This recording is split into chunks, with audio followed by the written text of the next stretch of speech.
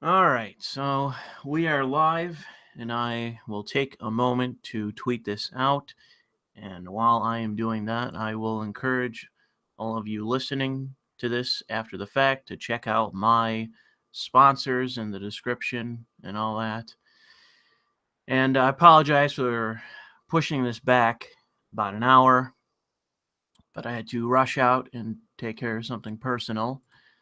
And it was pretty much something I couldn't pin down, so I wasn't quite sure what was going to happen as a direct result, when it was going to take place. But I took care of it, and now I'm back to actually do this stream. And I decided to try to keep this a bit more concise compared to last time, which I believe I did with Sargon, and we went for 3 hours. That was a little bit too long. I try to keep these around 2 hours to the best of my ability, because I think that after 2 hours I start to ramble, I become less articulate, and things start to go off the rails. And people say that they like the streams that way, but I'm trying to maintain some bare minimum of a standard as it relates to this. So we're going to just try to go for 2 hours. But we got a handful of issues to talk about. For those of you that have been following me today on Twitter, you will have seen that I have been pretty much going apeshit since it was announced in regards to the Trump tweets that came out. I've been tweeting before then because I've been working all fucking day. But especially then, and I called it. It's not hard to see if you follow politics in the way that I do, where this is the trans issue is an issue that the Democratic Party has made a fundraising issue.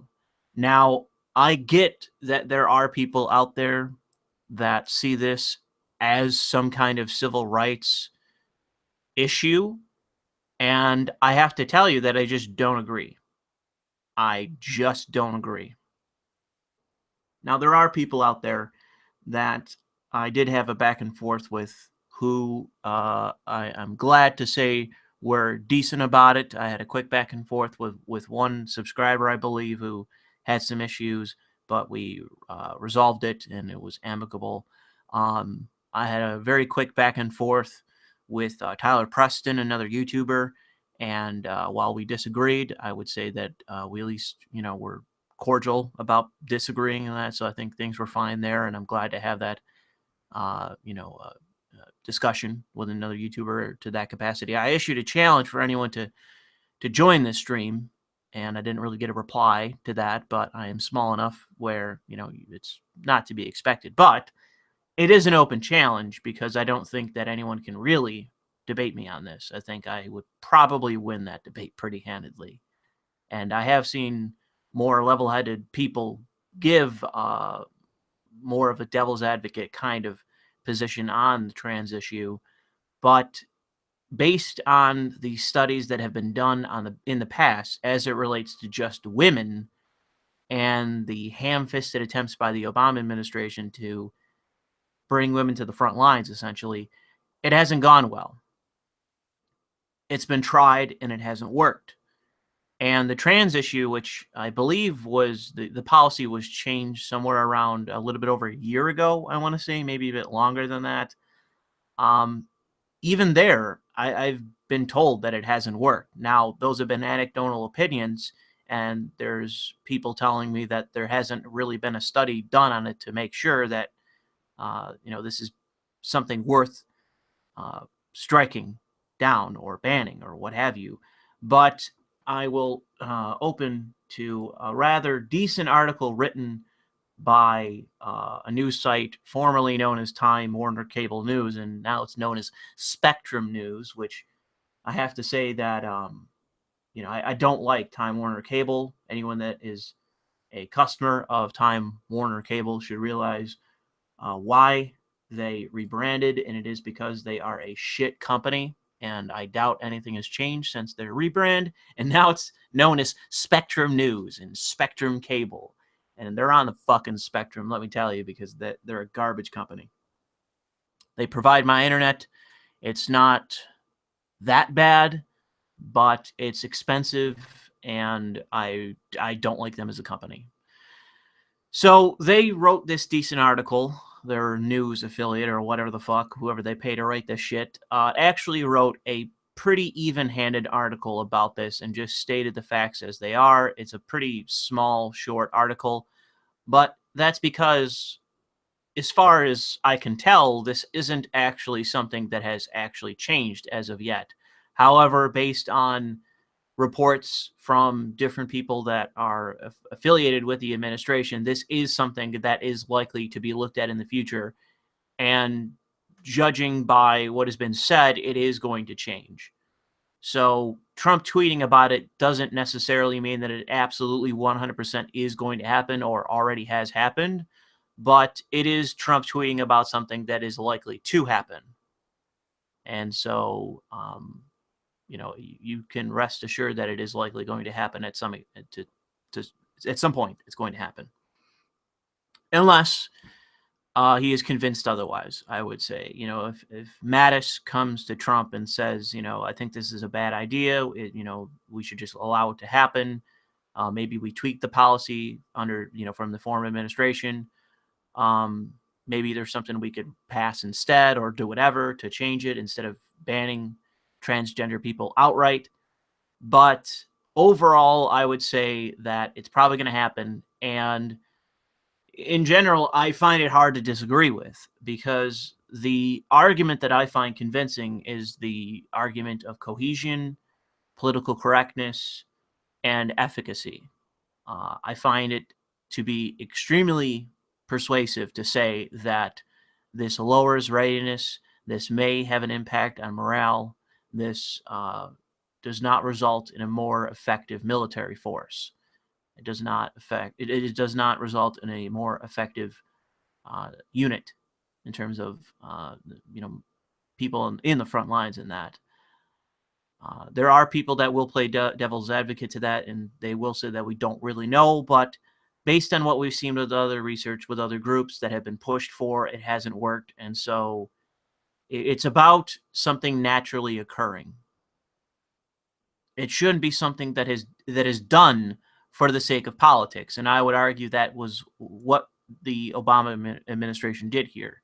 That was the purpose, was the politics. It was not about actually letting in some group that's in any way prepared to fight. And I understand that there's more than just a single role within the military, but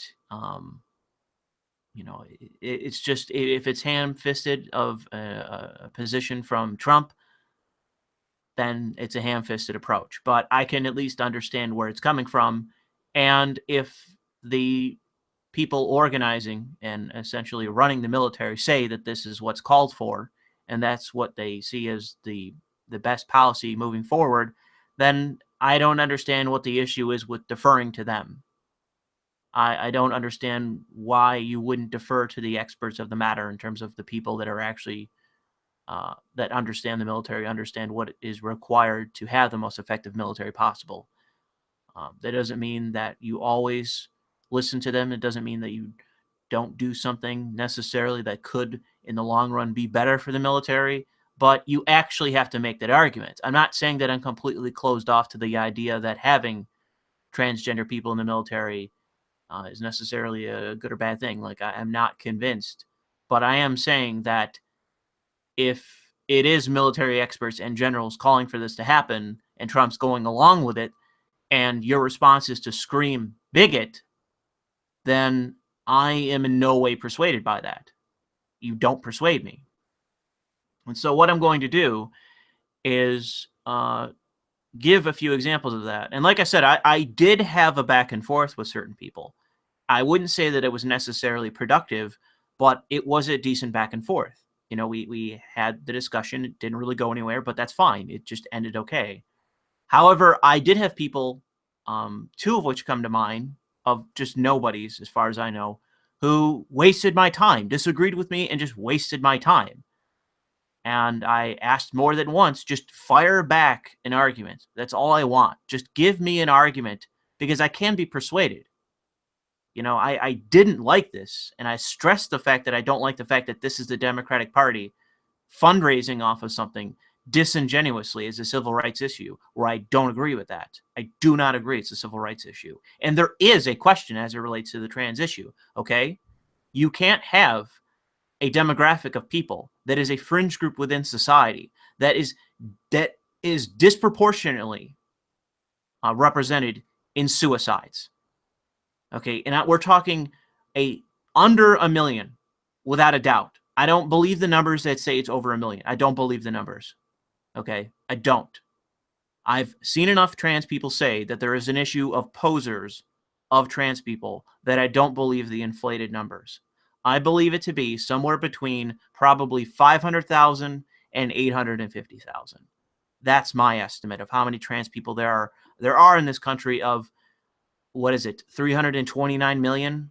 Maybe I'm off. But you can't argue to me that I need to be so concerned about 1,000, 2,000 people that are serving in the armed forces that may not be anymore or whatever. And the issue that I have with this as well is the issue of expression, that I am very concerned about giving certain demographics special rights, special accommodations, and special just privileges within the military that other people don't have at their disposal. And in many cases, there's the examples of Sikhs and Muslims being allowed to, in my opinion, disrespect the uniform and do whatever the fuck they want and are accommodated for their religious bullshit to a degree that is beyond Christians. Okay, people can bring up the chaplains. It's not an equitable comparison. If they didn't need to make any changes, then there would not have been a whole fucking lawsuit and all the rest about it. But there was. So spare me. They fought for the right to act as a religious agent first and to put their service to this country as a clear second. And they won, and they got special privileges as a result. So did women, and so did trans people when this changed. Okay? I don't agree with special accommodations in the military. My position is ability first, efficacy first, and duty first. I don't remember during the Second World War where every fucking goddamn soldier had to put his ego before the duty to his country. It's only in very recent years that this has become a thing, where the military, where the politicians, where everyone needs to fall all over themselves to represent somebody's ego, to put somebody's individuality and their bullshit before their ability, before the efficacy of the unit, and before the readiness of the general military. Like, why does that have to change if it makes it less effective? And again, if you're in the Canadian military, if you're in the Danish military, if you're in some military that is doing jack shit or something as close to that in this world, then that's fine. Have whatever fucking circus you want to in your military. But we are the hegemon of the world. Okay? If there's one nation in this world that should have zero accommodations and to be as effective as we can possibly be, it should be our military. And all I want is some kind of fucking argument in response to that. That's all I want. Convince me, please. But I don't see it anywhere. No one tried. And I'm not saying it doesn't exist, okay? But no one even tried. I had, at a minimum, 5 fucking people respond to me. 5 fucking people. All insist that I was a bigot. I had one fucking guy outright say that I was in favor of removing black people from the military, calling me a racist. And if anyone knows me, you've heard how many fucking times that I've said, that I've bragged, that my grandfather, when he was serving, was against segregation. That was one of the things I looked up to as a child, as a liberal child. I looked up to my grandfather being in the 40s, an advocate against segregation, being pro-integration all the way back then, that I was proud of my fucking ancestor for that. And someone's going to go as far to say that I'm a fucking racist. Okay? At that point, I'm not going to fucking talk to you because you're literally making a slanderous charge against me. You're defaming me in a way that is, one, to me, just personally offensive. I find that to be personally offensive. And two, if you had any notion of who I am, if you watched a single stream, if you watched one video where I've mentioned it many times at this point, you know that it is nothing but a false, slanderous fucking statement to be made against me, specifically, okay? But that's the issue that we live in, or the problem that we have today. Racist, bigots, just, it rolls off the tongue so fucking easy. You know, and I can't stand it. I can't stand it, and I'm not going to stand by it. You know, if you want to argue against me, if you want to try to persuade me, if you want to actually put forth a genuine position, do so. Don't fucking call me a bigot. Don't call me a fucking racist when we're not even talking about race. You know, it's just one of those moments where it's false, but I have to ask myself, am I the only fucking sane person in this world still? Am I the only person left at this point that's fucking sane? Who's not running around where someone's saying, I think there's an issue here when it comes to this trans thing, and going, wow, you're a racist. Am I the only person that's sane enough to understand why that is fucking stupid? And how ridiculous and offensive that is by itself. It's absurd. It really is. It is indefensible. It is an indefensible fucking thing to do. And I don't appreciate it. I really don't. If you want to try to persuade me, if you want to try to win me over to your side, if you want to try to win over other people that have serious questions about this, rightly, because there is issues here, don't fucking slander them. Don't defame them like that. Because all that does is it puts me in a position to say that every fucking person, and this is not true, but this is what it puts me in the position to think, that every person's like this fucking cocksucker, where he says, this isn't about the military. The military should be abolished. And it's like, okay, you know what? Stop. Stop right there, Mr. Dan Arrow. Anyone that is in this position is literally fucking retarded. Literally fucking retarded. And you are not worth engaging to any degree. You're just not worth engaging. You are that fucking stupid. And I'm not going to do it. I'm not going to engage with you. And so if somebody says, oh, well, what about Dan over here? This fucking retard. Do we want to bring him into the conversation? My answer is going to be no. My answer is going to be, if that's going to be the representative of the other side to this, fuck it. There is no other side to this issue. There is no argument then. If this is what representative of what this discussion is actually going to be, where it's, yeah, by the way, I have an issue with this. Maybe Trump's right about this because he says that he's consulting with military experts and generals. So maybe this is the right thing to do. And the other person goes, hey, the military should be abolished. There's no argument then. Then there's no argument. There's no need to even have the discussion if that's what's representative to the other side of this. And I know that it's not. I know that it's not. But I hope that you can actually glean what I'm trying to express here in that regard. Okay, it doesn't serve you to make ridiculous fucking opinions or opinions that are besides the point, or to just slander somebody. Just call them a bigot. When there is a real fucking issue here. And the argument from my perspective is on Trump's side. So what am I supposed to do? What am I supposed to do here? Am I just supposed to look at this and go, oh, you know what? Fuck the generals. Fuck the military experts. Fuck the president. Fuck the people in government. Fuck the people that understand the military. I'm going to go with the fucking gender ideologues and the cynical politicians that are already fundraising off of this. Already. I saw somebody floating around, and I wish I had the tweet, where they already sent around a fucking email fundraising off of this. So you can try to point your finger at me, but I'm going to point my fucking finger right at the fact that this is just another opportunity for the Democratic Party, this failed limp dick party, to make more money off of nothing at all. So fuck off, and we're just going to move on. We can come back to it if you guys have some comments on it, but I can only tell you how irritating this was earlier today. And that pales in comparison to the other day. If you guys were following me on Twitter, where I literally just stopped tweeting and I said, I'm just done with politics for today. I was actually going to do a stream on that, but that might just be a video by itself because, and I guess let me bring up the article and I'll spoil it for you to some degree. It's not obviously the whole video, but I'll just link you the article so you have an idea of what I'll be talking about, or at least you'll have an idea. I saw this article, and it was in the Buffalo News. I think this was 2 days ago. Actually, it was on the 25th, so yeah.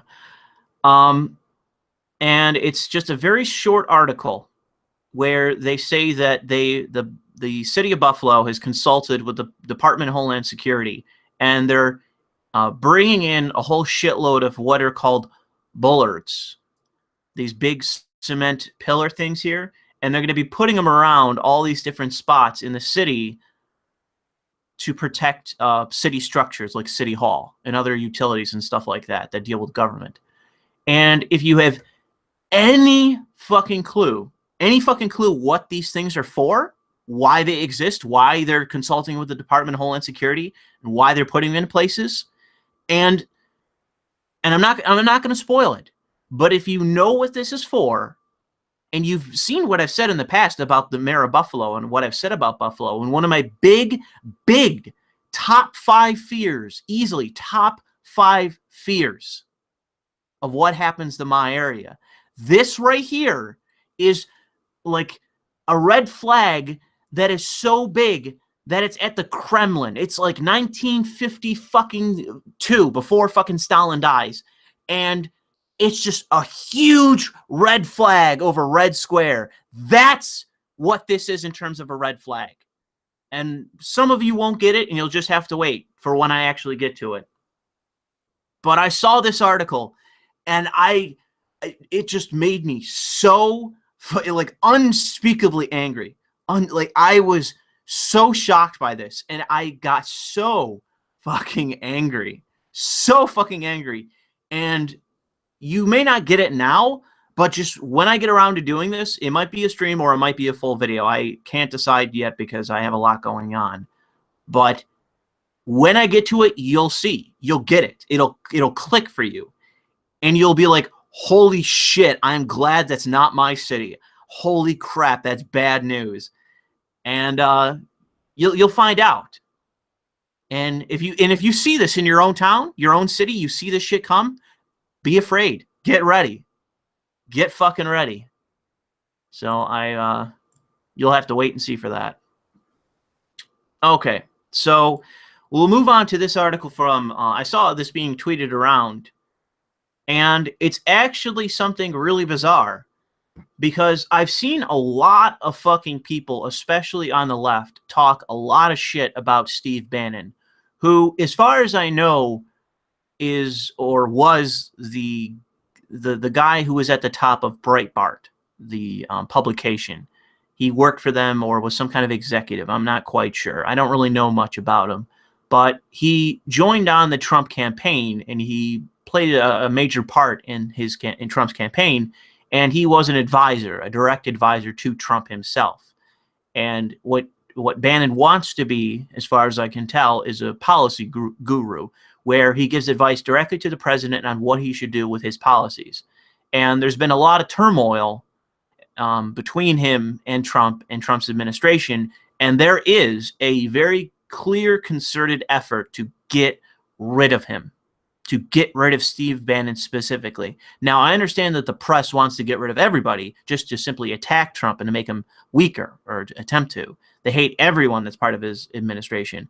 I remember when Jeff Sessions was about to be Attorney General, and there were liberals and leftists all over the place that were screaming at the top of their lungs about him.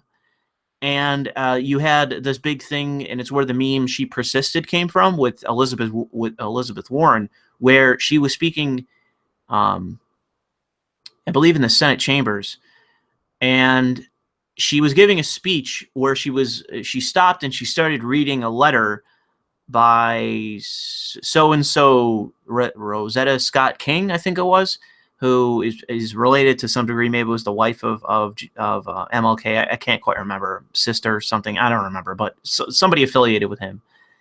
And she was reading a letter by him where in the letter she disparaged Jeff Sessions. She said something bad about him, or at least made some kind of allegation.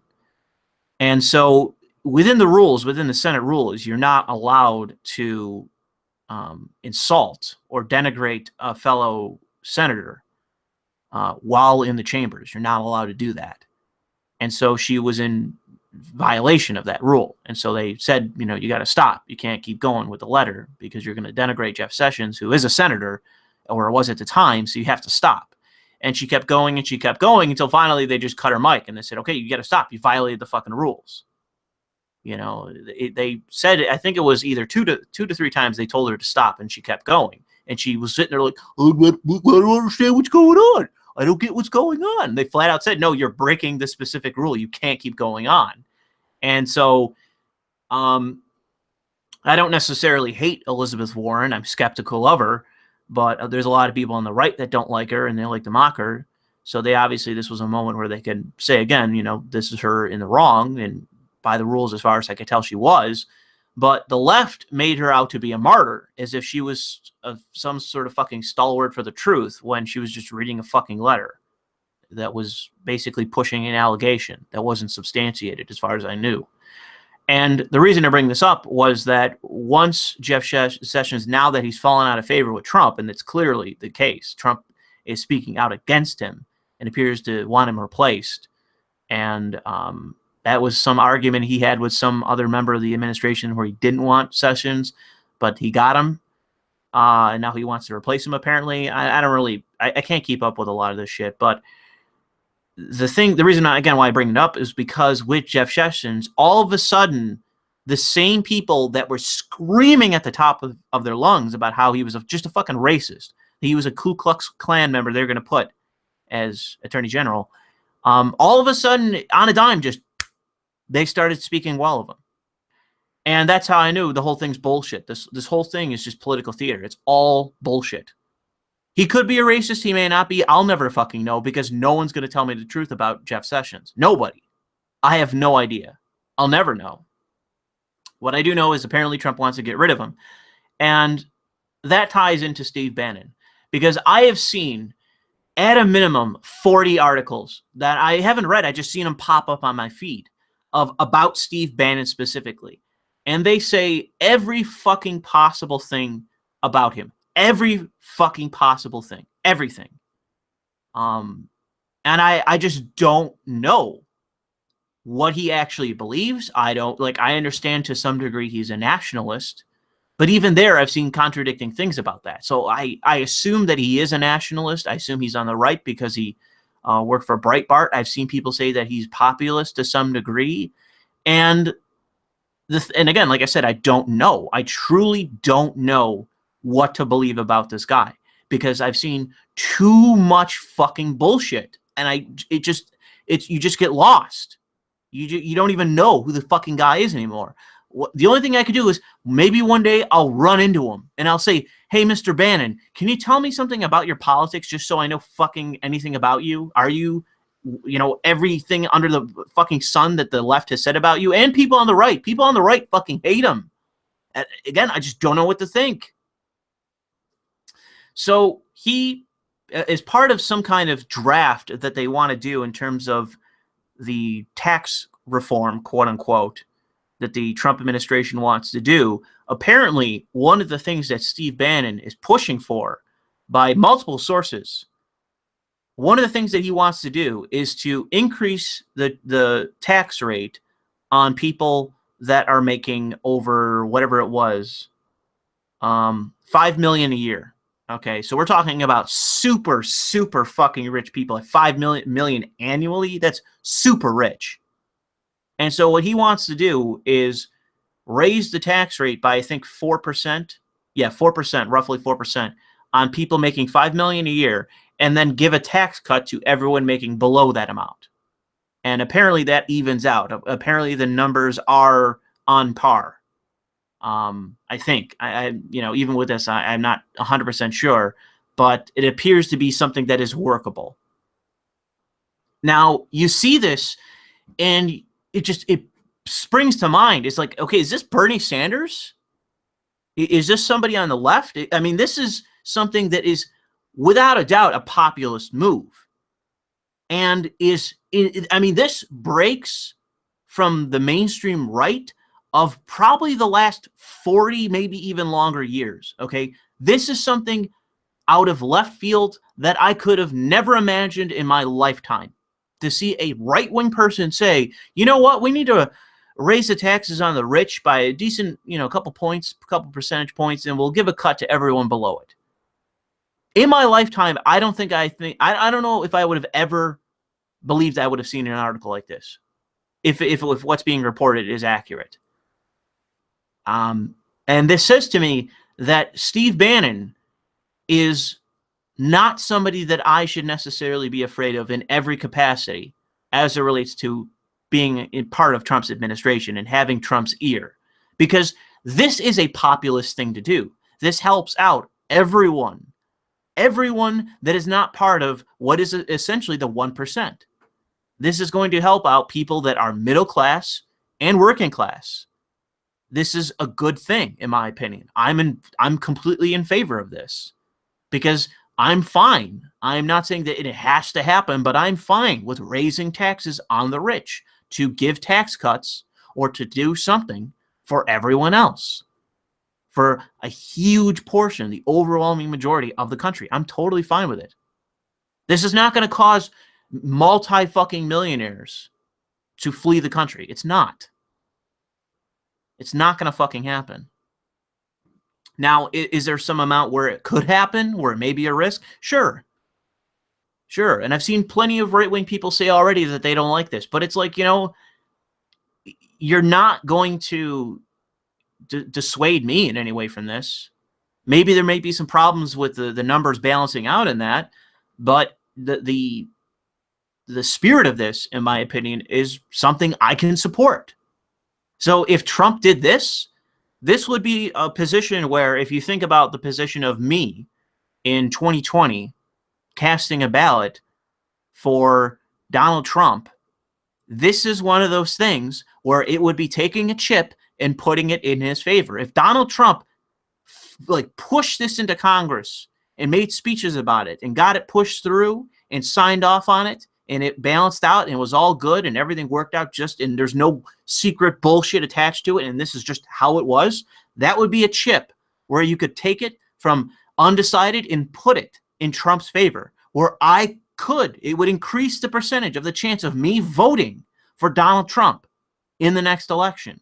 I would vote for Donald Trump if he did something like this and it continued on. This would be the general spirit of what he does. I'm going to disagree with a bunch of other shit, obviously. I'm not necessarily on board with all the healthcare bullshit that just failed again today.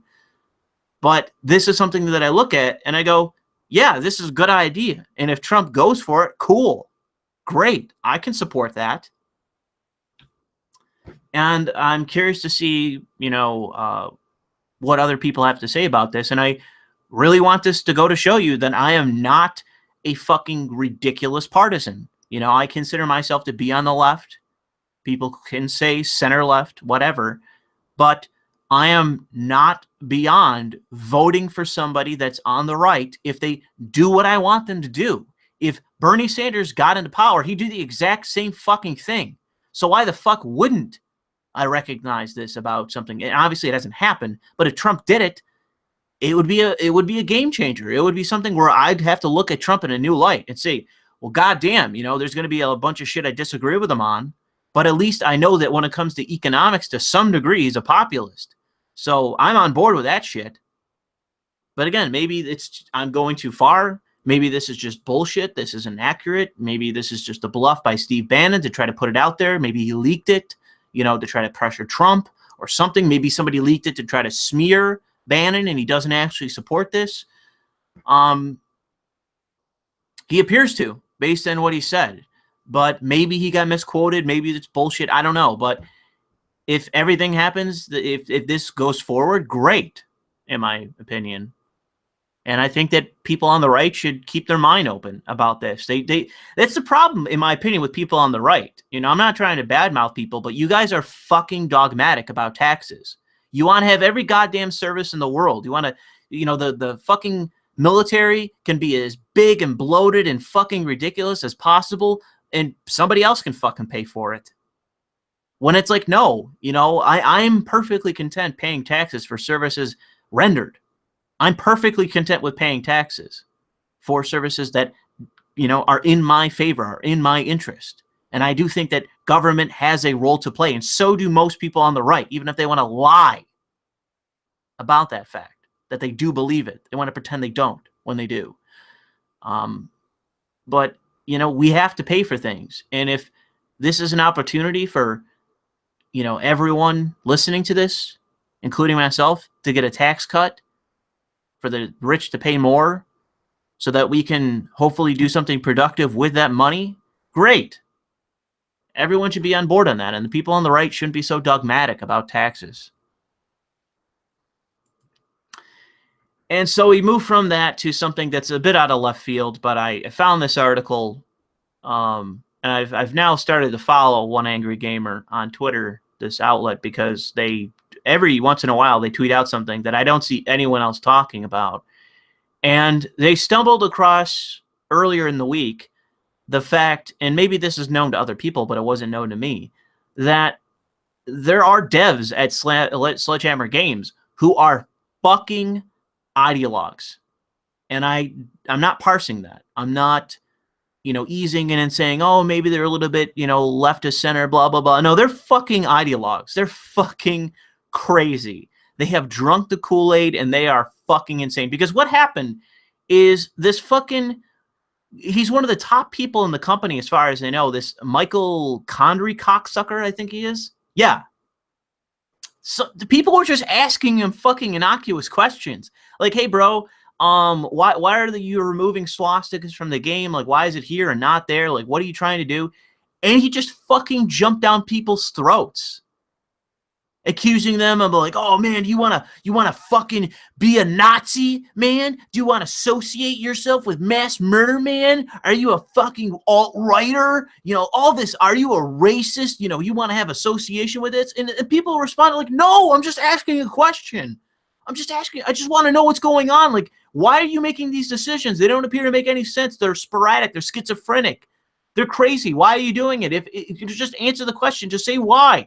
But he just on and on, is jumping down people's fucking throats. And you have all these left-wing cocksuckers flying in, supporting this guy. And it's like the whole inclusion about black Nazis and black female Nazis, it's like, this is where it comes from. This is where it's coming from. People want to say to me, oh, it's just pure coincidence. There's no influence in the industry. Louis, you're going too far. It's not there. You're barking up the wrong tree. There's no there. It's all coincidence. No, it's there. It's there. It's present in the industry. It is fucking everywhere. Even with Call of Duty, which, as far as I know, is overwhelmingly male, okay? As it relates to shooters, the demographics of shooters are overwhelmingly male. And we're talking upwards of 100% within that range, within the margin of error of that, okay? I don't have the study in front of me, but I've seen anywhere from 91 to like 98%. That is something where it is nearly every person playing the fucking game is a man, okay? Nearly every, and the thing is too, is I actually know in real life girls that do play Call of Duty. And I can tell you for a fact that everyone that I've ever had an interaction with is not on board with this fucking bullshit. They don't give a fucking shit about black Nazis being included because apparently we need to be inclusive towards the fucking Nazis. Like, why? I mean, you yourself are obsessed about how everyone's an alt-righter and you're just a male white nationalist and all this fucking bullshit. Here you have the opportunity to make your opponents evil white males And yet, for whatever twisted fucking reason, whatever fucking schizophrenic shit you got going on in your mind, you make Nazis black women. And it's just like, it's something you couldn't even fucking parody. It really isn't. It is something that you would see in a parody. It is so fucking ludicrous. It is it's so absurd. And yet it's real.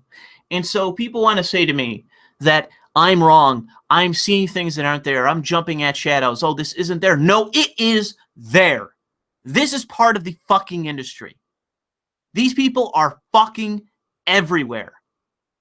And in my opinion, if I had the power, yeah, I want this fucking Michael Condrey cocksucker to lose his fucking job. He is nothing but a toxin to this goddamn company. He is going to, if he had his fucking way, this goddamn game would be Call of Duty Life is Strange, and it would sell fucking 5 copies, and this goddamn company would go under.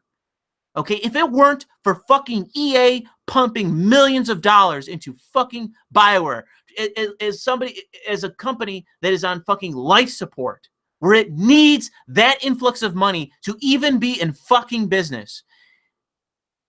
That's what he wants to do to this company. That's what he wants to do with Call of Duty, when Call of Duty, as I've already talked about in the past, as a franchise, is not doing well. The last several games have done terribly. I have to find the numbers. I'd have to look them up, and I apologize for not having them in front of me. But the last one, I think it was Infinite Warfare, that or Black Ops 3, it was one of the worst selling in like a decade. So this is a massive franchise that is stalling out, is dying. And this opportunity to inject blood into it, to inject fresh blood, fresh element. We're going back to World War II. Remember the nostalgia of the previous games? And I'm sitting there like, yeah, I do. Fuck, man, I loved Call of Duty 1. I fucking loved it. Hell yeah. A lot of people started at World at War. They loved World at War. Hell yeah, let's go back. Let's do it. That first trailer, shit, it looks great. This looks fucking great. It's like I'm watching a fucking episode of Band of Brothers. This is fucking awesome. Oh, man, they're going to do it. And yet you have this fucking Michael Condrey cocksucker as Sledgehammer Games' anchor, dragging the entire goddamn fucking company. Not even just the franchise, the entire company, because they are relying on this to be a success. You know, I don't want there to not be any more Call of Duty games. I just want Call of Duty to be good again. I am a fan of Call of Duty. I want Call of Duty to be great again, so to say. And this fucking piece of shit is standing in the way. He is somebody obstructing Call of Duty from being good again. And so, yes, get rid of him. If this guy got fired, he lost his job, good. Fuck him. Get out of the industry forever. Get out of the industry. You are nothing but a toxin, and you will never fucking change. You will never change. You're just like all the rest. You're like David Gettr, who ran fucking Dragon Age as a franchise into the fucking ground and then quit the company. That's what happens. He's going to run it into the ground and then quit the company and go off to some insignificant shithole company that will never accomplish anything, never sell a game that sells more than 1,000 copies, and that'll be it for that person. That's who this guy is. He's a fucking loser. A loser. Somebody incapable of understanding what is in demand now, what will sell copies and what will not. He doesn't understand, so fuck him. Get rid of him. That's the smartest goddamn move they can make at this point. He is nothing but a PR goddamn disaster for their company. Nothing but.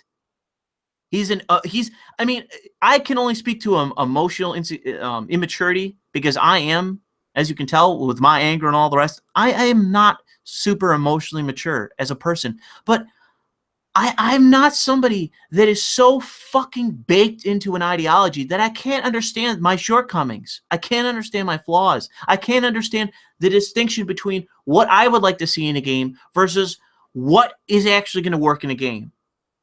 Okay? What is called for? What is actually going to be functional? What is actually going to play a part in selling an actual game? And actually adding quality to a game rather than forcing bullshit ideology into a game, not because it's going to help, not because it's going to sell more copies, not because anyone asked for it, but just because it should be there because I fucking say so.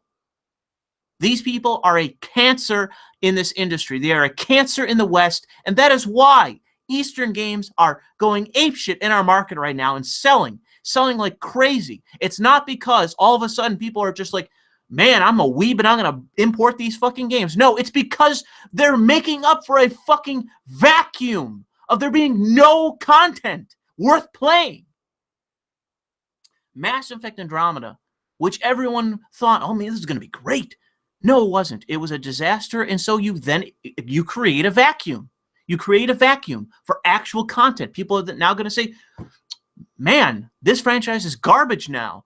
I need a game to play. And what you're going to have is companies like CD Projekt Red coming in with Cyberpunk 2077, obviously a different spin on sci-fi. They're going to roll in, and I guarantee you that game, I can't say for certain that I'll like it and be able to finish it because I have a certain taste in games, but I'm sure that it is going to be on par with The Witcher in terms of quality, and it is going to blow the fuck out of all these other fucking games existing in sci-fi right now, including shit like Deus Ex.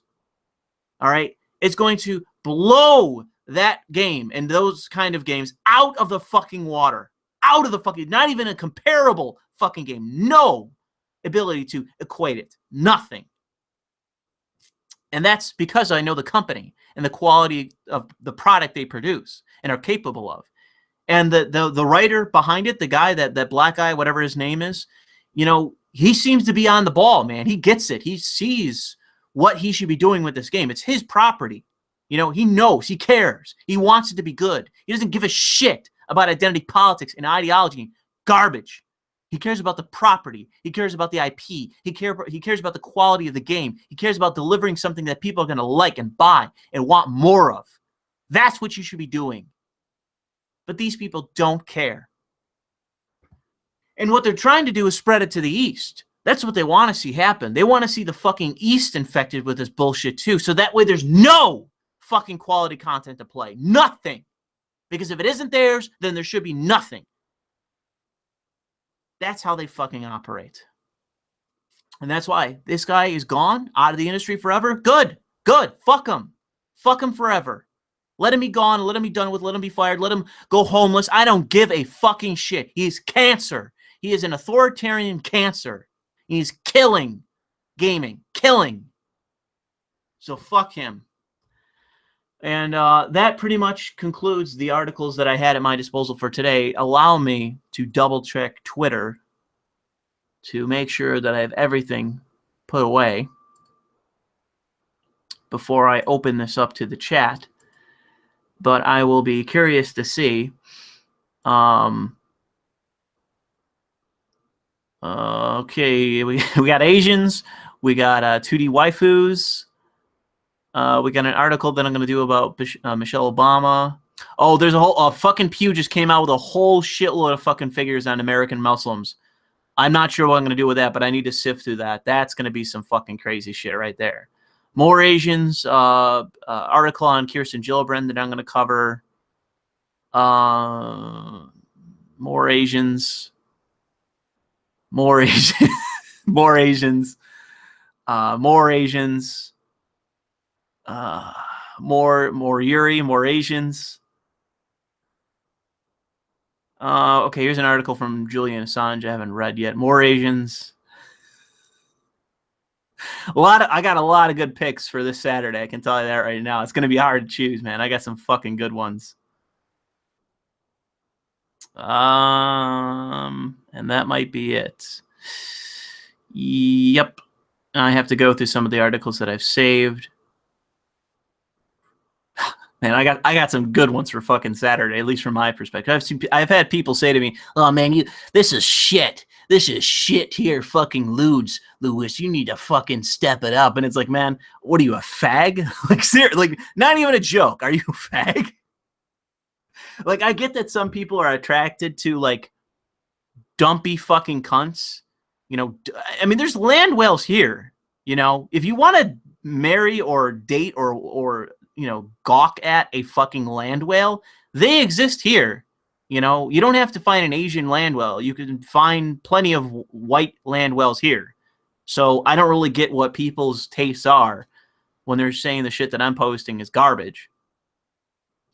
So my question is, are you a fag, or are you just attracted to land whales? And if that's the case, great for you. You know what I mean? If you're attracted to fat females, fantastic. But I'm not. So, but yeah, I'm not. I have people saying that they can't afford Super Chat. Okay, so I don't really see anything else on Twitter other than people posting me that picture. Is that that guy that's posing with Anita? Is that the guy I just referenced? Is that him posing with Anita? I mean, it's not surprising. I mean, that's where the shit comes from. I mean, it would make sense in terms of her influence if the women were ugly. Then I could believe it was Anita's influence. Because that is actually something she actively called for in her videos numerous times. You can go back and look. She called for women to be more ugly, and that's exactly what Parler did. They literally made the entire Asari race uglier, just to satisfy her. She didn't like the game. Oh God, man, I fucking hate BioWare. Bannon made a documentary called "Fire in the Heartland." Okay, somebody, if you can tweet that at me or something, then I'll take a look and see. But I don't really know much about him other than there's a certain amount of people, and it seems to be practically fucking everybody that fucking hates him. And I'm not saying I do, just to be clear. I just don't know anything about him. So let's get to super chats. We had Will Ma, who I apologize, bro. I can never say your name right. He donated a couple times before, apparently 2 hours before the stream started. And thanks a lot for the 2 donations hours before the stream there, Will. I appreciate that. We got Bridget, who says, Lou, you are so cute when you're angry about being called a bigot. Thanks, Bridget. No offense, you're probably a dude. Knowing my demographics. My demographics are probably like 97 or 96% male. Drezel says, bruh, you still use Windows 7? Yeah, I know. At some point, I'm going to upgrade my entire system, and that includes my OS. But for now, it's still Windows 7. And Susake Asuka Lin Asake Icho Sinto Sato Mayo sends $19.50 Canadian with nothing else. So thank you, long ass fucking weeaboo. Thanks for that. So I will turn this over to the chat now that I believe I am out of articles, at least that are immediately in front of me. Outside of people tweeting pictures of that fucking potato-headed guy that fucking Paul Joseph Watson did a video on. I saw that coming earlier. I watched that debate unfold live when I was working. I was following it on Twitter, and I was like, there's no way this guy's going to be able to defend this. And sure enough, Paul Joseph Watson cornered him. And it's what happens. Like, if you put forward really fucking bad arguments, you give people like Paul Joseph Watson just easy material to use against you and make you look like a fucking retard. And I think that his video on it, which I tweeted out, wasn't perfectly done in my position, from my position, but it was effective enough to where it makes the guy he's arguing against and the side he's arguing against make them look completely fucking ridiculous. And he raises a very good point when he shows that in the past, the not too distant past, the BBC didn't even pretend that, way back when you had all these fucking black people running around fucking Britain, just wasn't the case. And showcases that they knew that, and they still understand it to some degree, and they know they're putting forward a fiction, and they don't seem to care. And so, if you live in the UK, my opinion is to not do whatever it is to pay for your whatever the TV license is. Like, I don't know if you need a TV license to get cable or a TV license to get a TV. Not really sure, but in my opinion, don't do it. Get your shit online. Fuck the BBC. Don't pay for them. Let them go out of business. Let them get privatized because they are fucking insane. Charming Man says or asks, will EA eventually cut the cord on BioWare? Well, bro, I mean, that's the $1 million question. I mean, I don't even know at this point, man. Like, the fact that they're they're putting together a team to do Dragon Age Inquisition, and I do believe the sources that have said as much, that to me is unfucking real. That they are trying to continue on with Dragon Age when the last game was not successful. I don't know if it actually sold enough copies to break even. I've seen people that say that I should just assume that, but they haven't produced the numbers.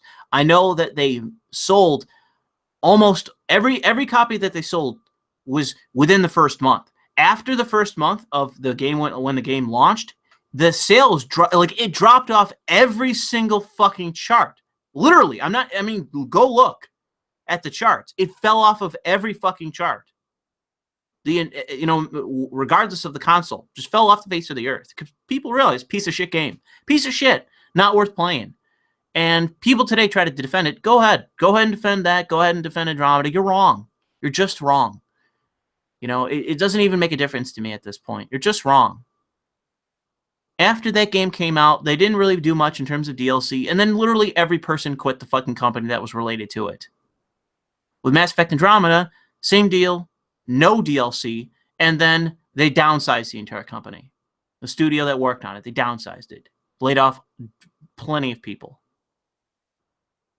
And you want to look to me and say that I'm wrong. It's like, okay, sure. That's why EA continues. It's why EA had an entire conference call with shareholders where the number one fucking issue is what the fuck is going on with BioWare. That's the first thing they ask about is what is going on with BioWare? What is going on? The shareholders, not me, not you, not some person that has an issue with all the, the shit going on with them in terms of diversity. No, literally the shareholders of EA saying, yo, Mr. CEO, what the fuck is going on with this company that you're pouring money into? What is going on? And he has to go like, humming, like, don't worry, just give him more time, don't worry, it's breaking even, it's doing okay, just give him more time. And it's like, listen, it has been years that this has continued on. And this company has not done well. Just hasn't. Every single game they put out has been a fucking either had a PR disaster or has sold like shit. It has been one or the other. Sold like shit with a PR disaster or sold decently with a PR disaster. Every single fucking one. So the fact that they're continuing on with it is a fucking farce. It really is. For them to greenlight another Dragon Age game is absurd. It makes no sense from my position. As someone that's a fan of that franchise, put the bullet in it. Take it out back. Put it down. It is done. It is over. The only way is if they shortcut it. They make it, they take the engine and they take the textures and they take it and they reuse as much as they possibly can and make it a $10 million game. That's how they're going to fucking make any money on that fucking franchise at this point. It is over with. And as it relates to Mass Effect, you guys, we both know it's done. And people want to say that this Anthem game is going to bail them out. Okay. But thanks for the question, Charming Man, but I'm just going to put that aside. So the long-ass fucking weeb name has donated another fucking $14 in Canadian. Thank you, long-ass weeb name. Charming Man says for another £2. Also, the Romans had African auxiliaries in the UK. That's great. So do you count Americans that are in Japan right now as Japanese? My father was actually born in Japan. He was born on a military base. Would you count him as Japanese, being that he was born there and has spent 100% of his days in the United States as a white man? Would you count him as actually Japanese? No, you wouldn't. The same with every soldier we have there. That doesn't count. I appreciate the dollars, but it doesn't count, bro. Paul Joseph Watson has it right. He had it on lock because the fucking other guy had nothing. In Nigerian Prince says, for $2, any thoughts on Imran One, I saw the name online. I'm not aware of that, so I apologize, Nigerian Prince, but I do not have an opinion on something that I'm not informed on, outside of the fact that I recognize the name. But I appreciate the donation. So I will now. Charming Man says for another £2. Nope, just saying they were there.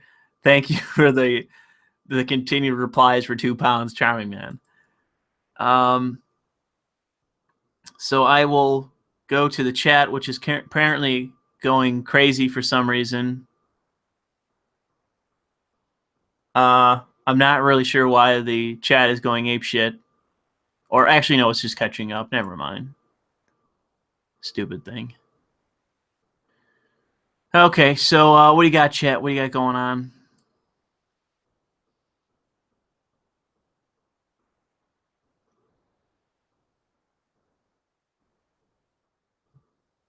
Anything? Is there anything or nothing? Do we want to go back to the trans issue, or just let that die? Just leave it alone.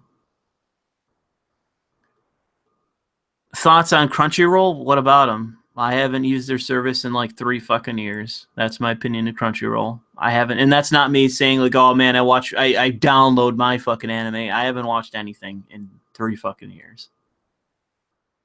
What is my 5-year plan? Is that a what is that? A reference to not Downfall. It's the one with all the British actors about the that meeting they have to come up with the final solution. I forget the name of that. Whatever it is, like an HBO special or fucking whatever. Is that a reference to that?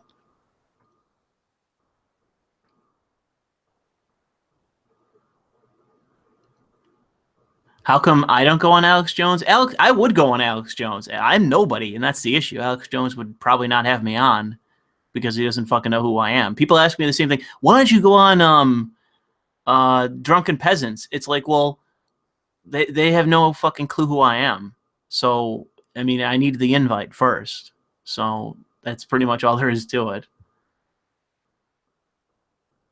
The only problem with being it would be trying to find time.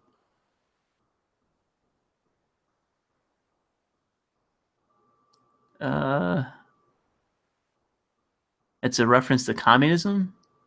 Oh, I guess then it went over my head. Conspiracy was the name of that. Thank you. Yeah, I like that one. I think it was an HBO thing. That was pretty good. The one, I forget the name of the guy. I have to look it up. There's plenty of good actors in that. Let me see here. Where is it? Apparently, it was a TV movie. I thought it was an HBO thing. Yeah, it is. It's an HBO film. Yeah, Stanley Tucci's in it. Let me try to find the name of he's a fat guy. I really liked him. I've seen him in more than one thing too, and I like him as an actor. Oh fuck. I don't see it on here. I'm on IMDb. Let me see if I can find it.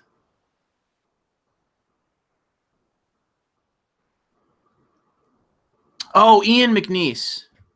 That's who he is. Ian McNeice. I've seen him in a few things. I liked him a lot in this. He was Dr. Gerhard Klopfer, something like that.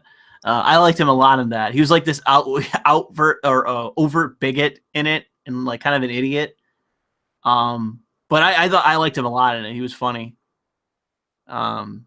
I've seen it a few times, and it's definitely like kind of like a chilling special in that. And it's obviously one of those things where it's, oh man, look at the fucking evil Nazis. It's one of those kind of things. But I mean, I'm fine with that.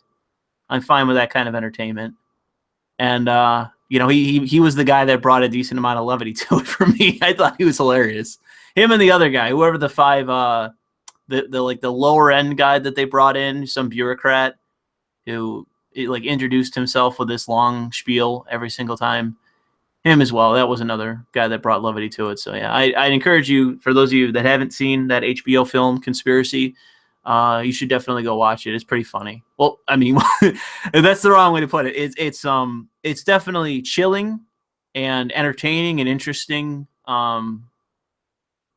But I also do think that it spoofs a little bit just the goofiness of the Nazis, and like there is some more humanizing moments of like the German soldiers, like the drivers and the chauffeurs in that are outside and they're throwing snowballs at one another.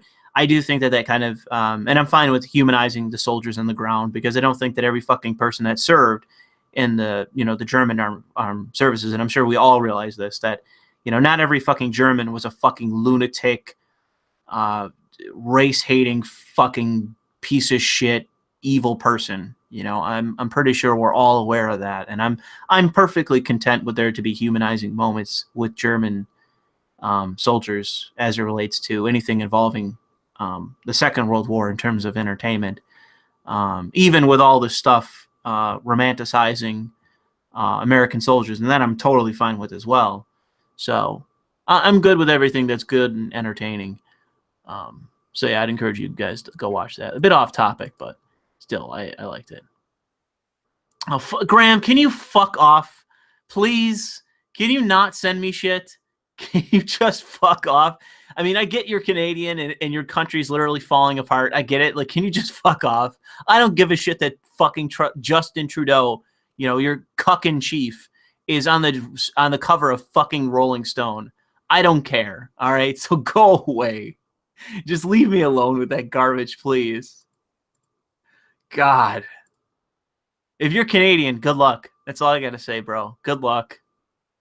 And there was a thing today where they were like virtue signaling, we'll bring in the trans soldiers. It's like, okay, if you are so unpatriotic, if you give such a little shit about being an American, we're like, you know what, I'm trans and I don't like this policy, so I'm gonna move to Canada and become a Canadian. By all means, you know what, just fucking leave. By all means, I don't even care. And I think that's gonna be quote that from me, and that's going to be 90% of what I say when I go through the numbers at some point regarding the Muslims in America, because that's one of the things where the Muslims are like, I feel discriminated against. I feel segregated in society. I don't think people respect my religion.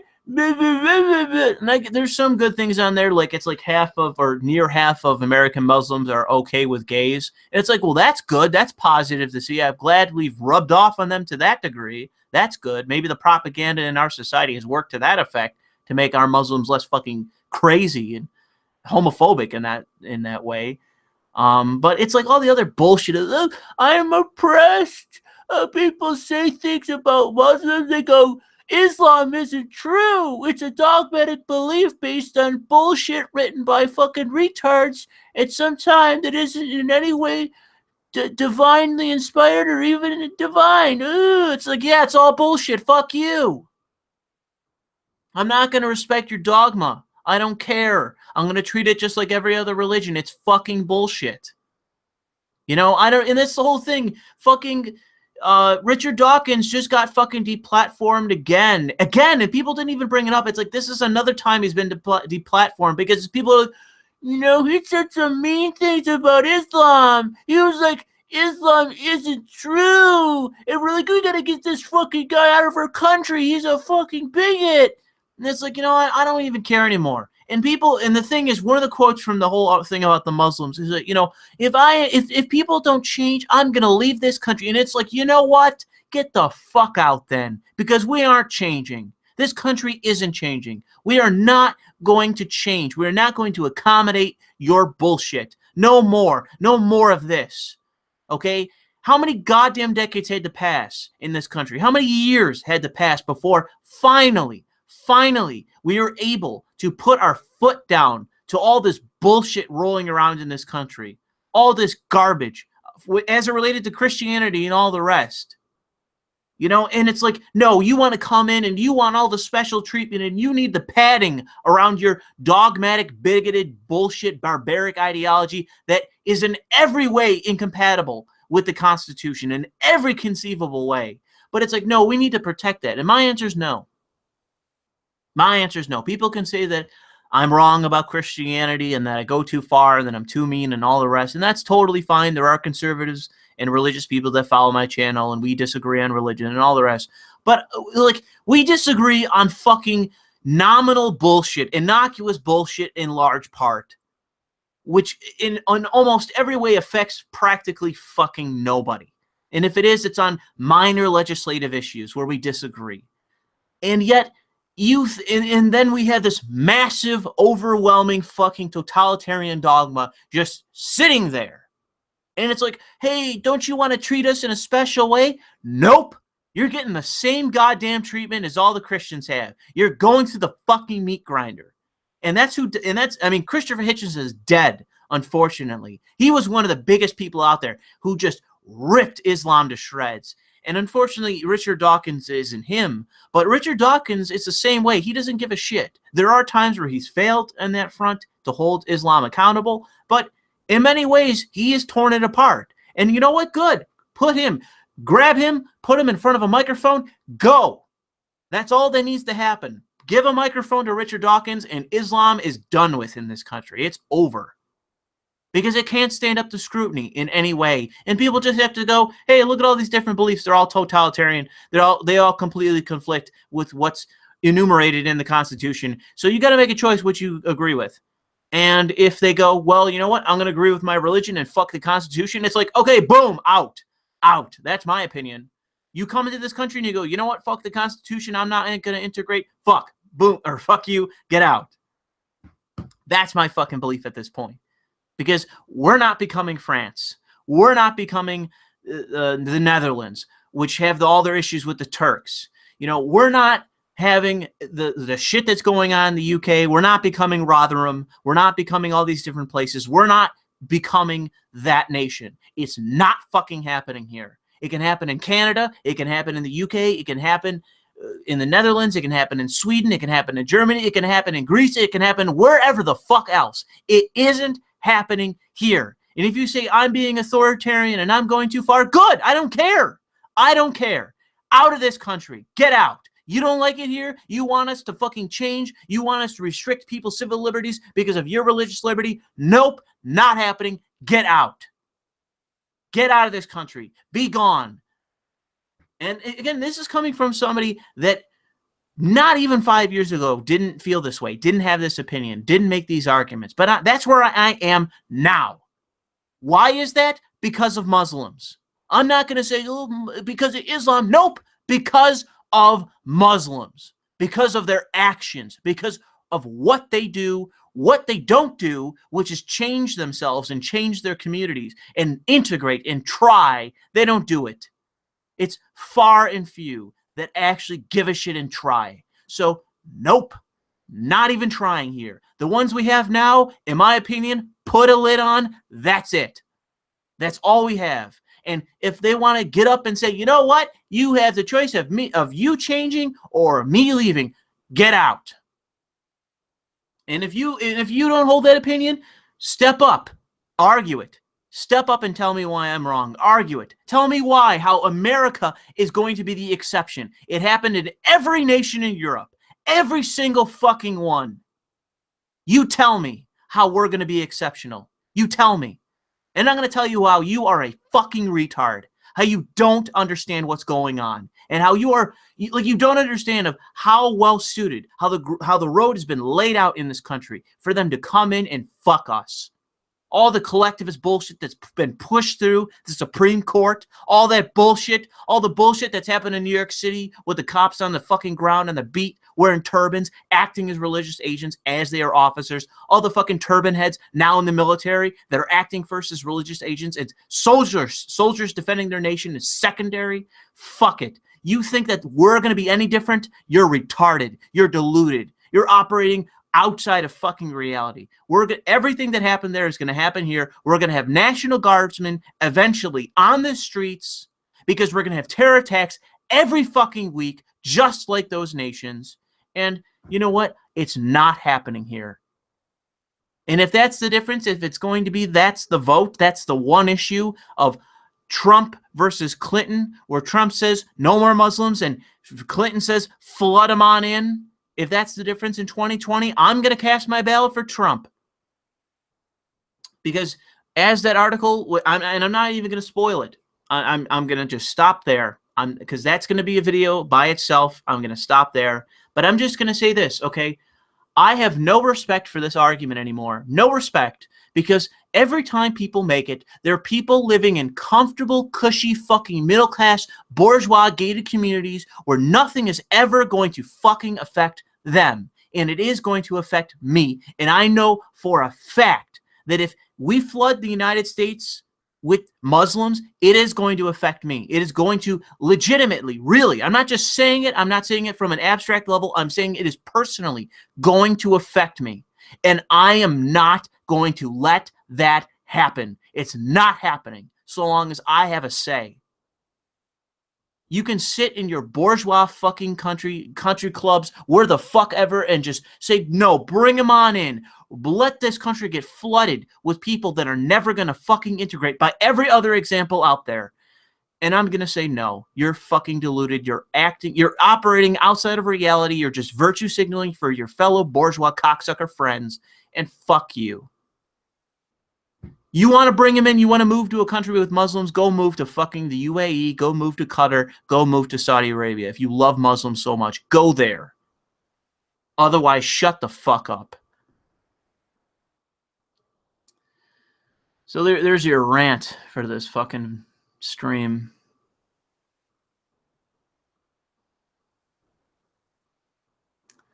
Step over, shut up. Thanks for the $2, Nigerian Prince. The Lion 72 says, is it incest porn when the sound is off? What? What? And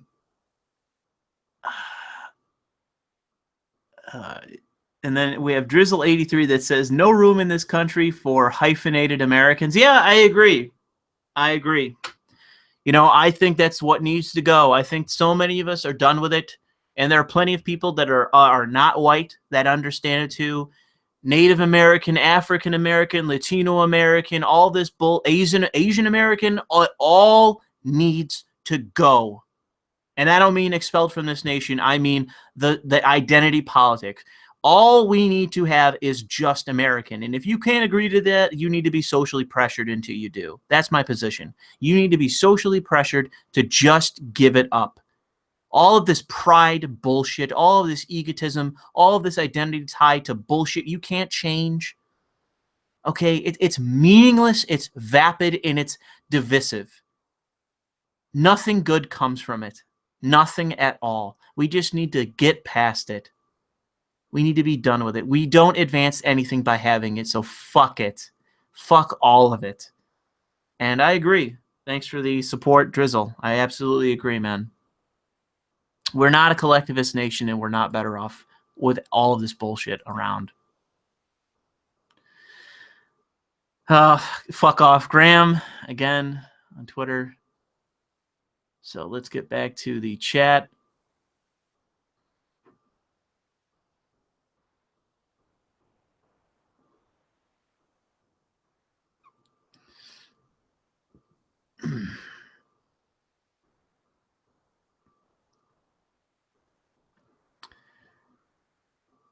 Let's see here. I got a bunch of people tweeting about Islam.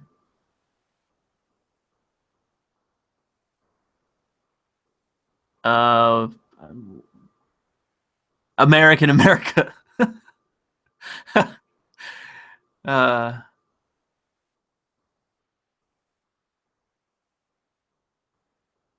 I don't really. Someone's asking about South America, bro. I don't know much about South America outside of it. It needs to stop trying socialism. That's my opinion of South America.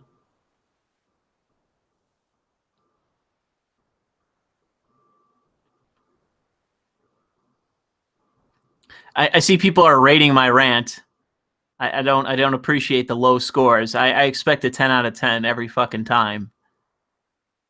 Or a super chat. If you want to give me a 7 out of 10 or a 6 out of 10, do it in a super chat.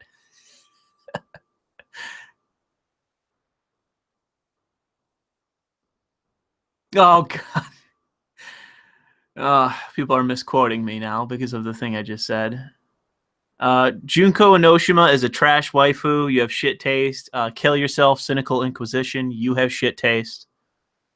You probably like some fucking tub of shit, thought garbage. And that's another thing. I see a lot of. I said this to somebody on Twitter earlier. I see a lot of people throwing around thought unfairly, and I see them instead uh, pushing up or propping up fat fucking bimbos. And it's like, okay, well, you talk about hoes, but you're literally saying that and then propping up a hoe. So I don't know if that's the meme where you yourself have ironic shit taste.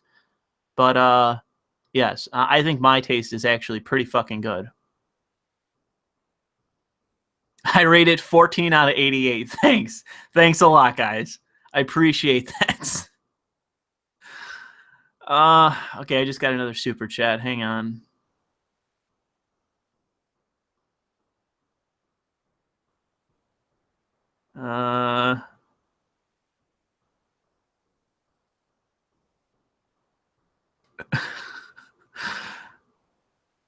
Okay, is that it? Is that all the actual non fucking fat? Okay, I do not subscribe to thick, which is THICC. I do not subscribe to that. I think that is a false proposition. It is a misnomer. There is no such thing as thick. There is only fat. That is my position. And any thick girl is in fact a fat thought. So fuck off with it. That is my opinion.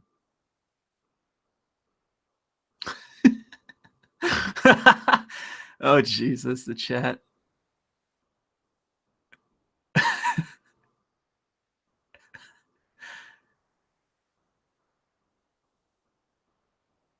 Oh my God.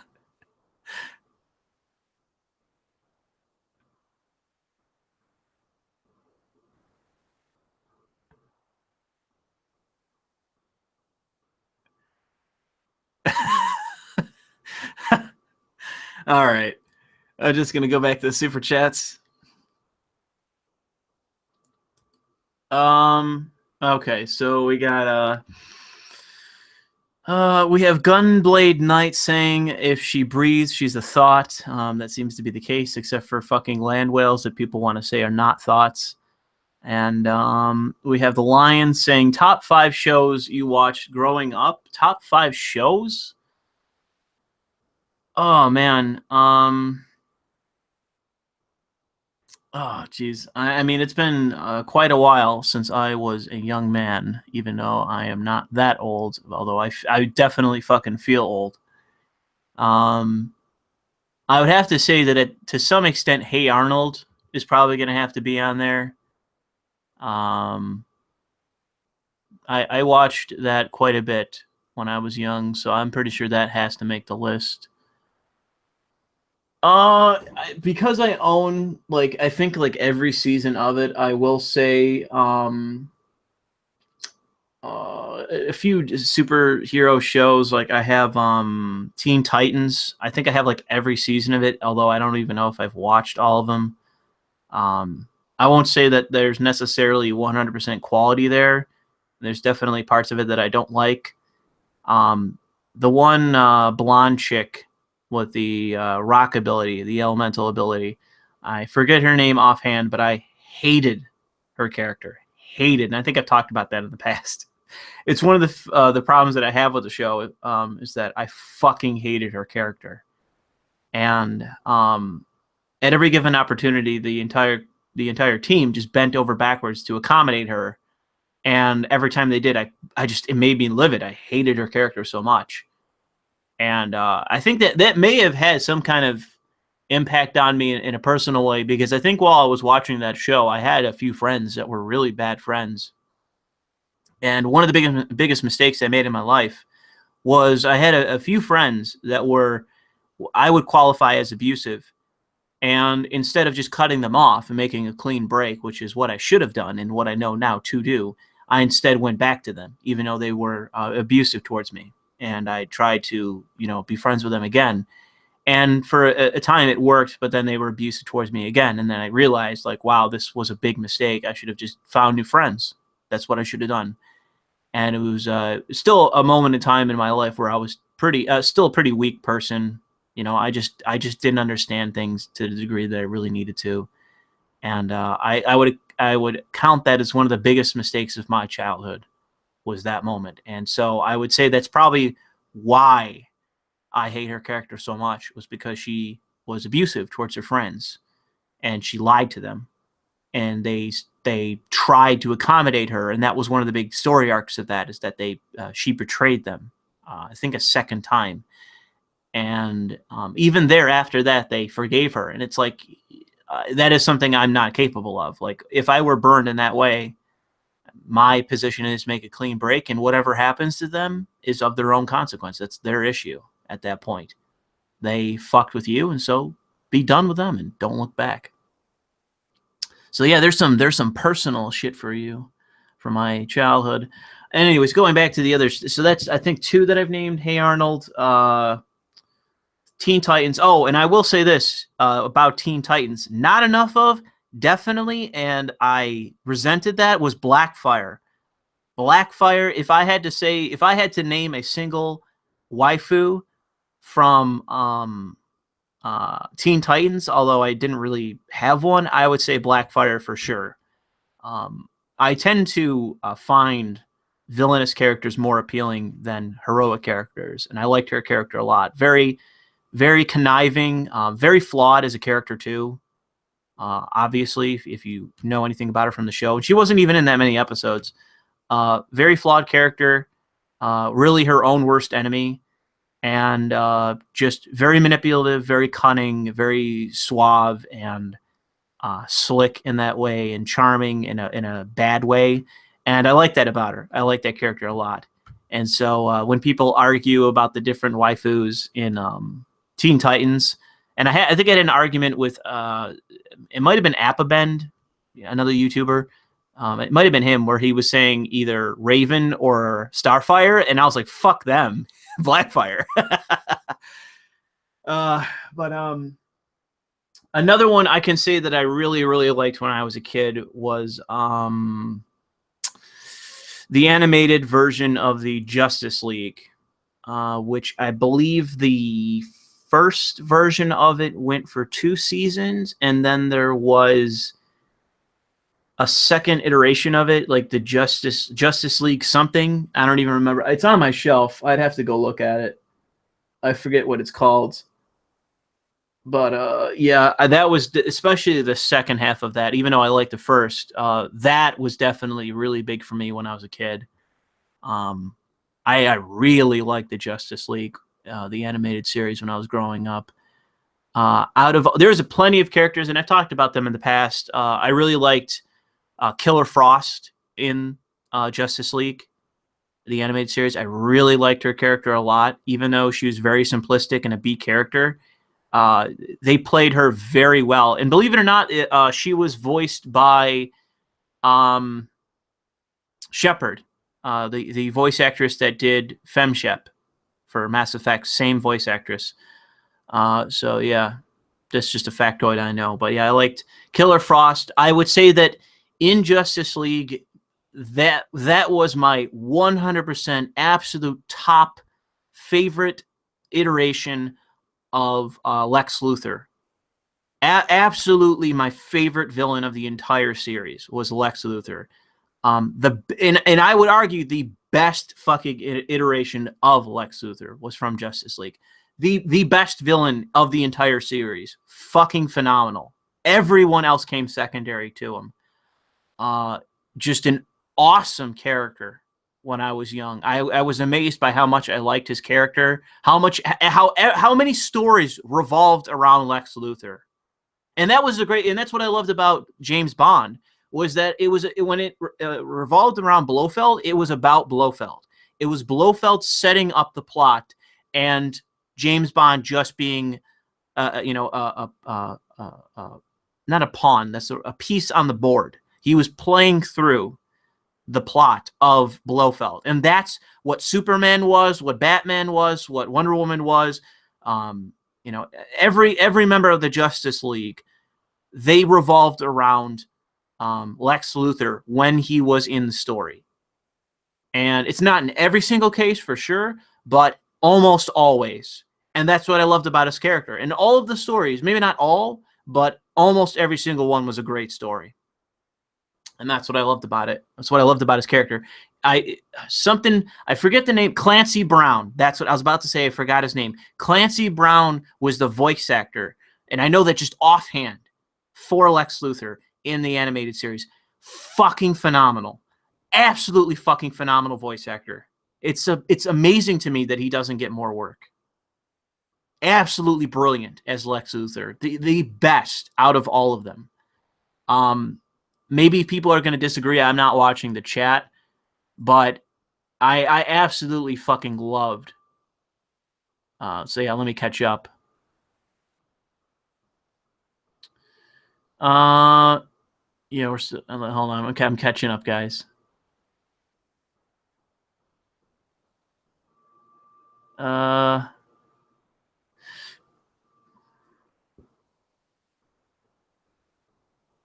Not too sure. I'm not getting a clear message of how people feel about it.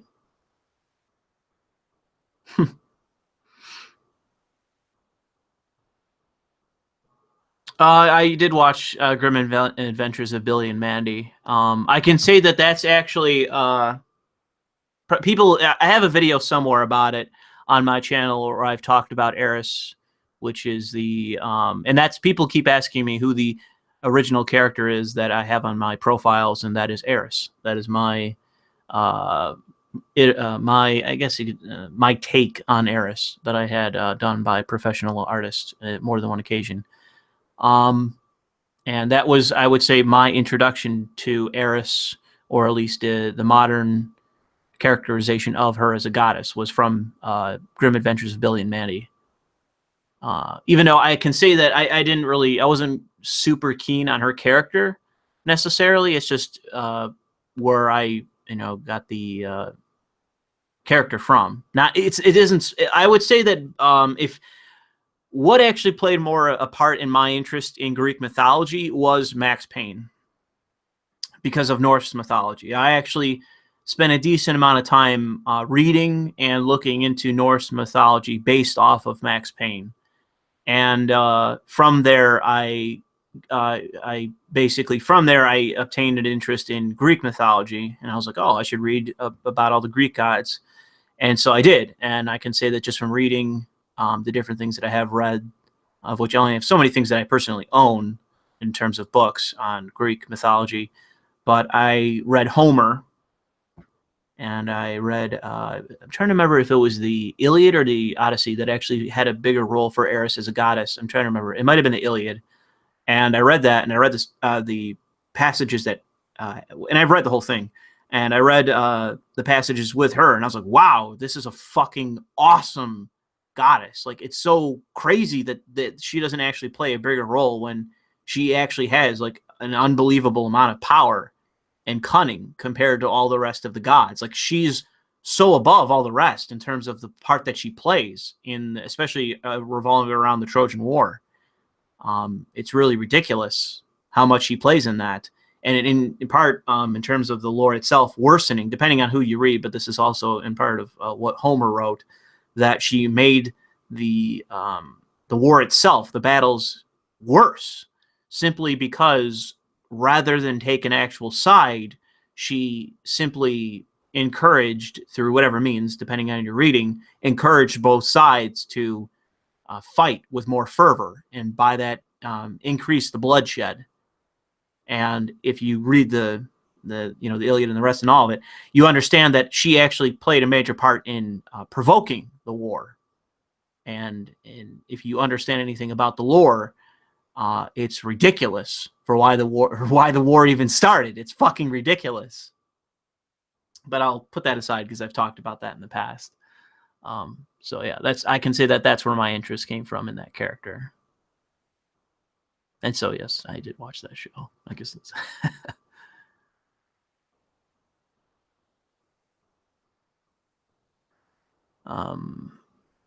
yeah, Greek mythology is full of good story. It's kind of hard to read. I can say that the translation is pretty bad from ancient Greek to English in terms of Greek mythology. It's not great, but I would say it is worth reading if you concern yourself with it, which is a finite amount of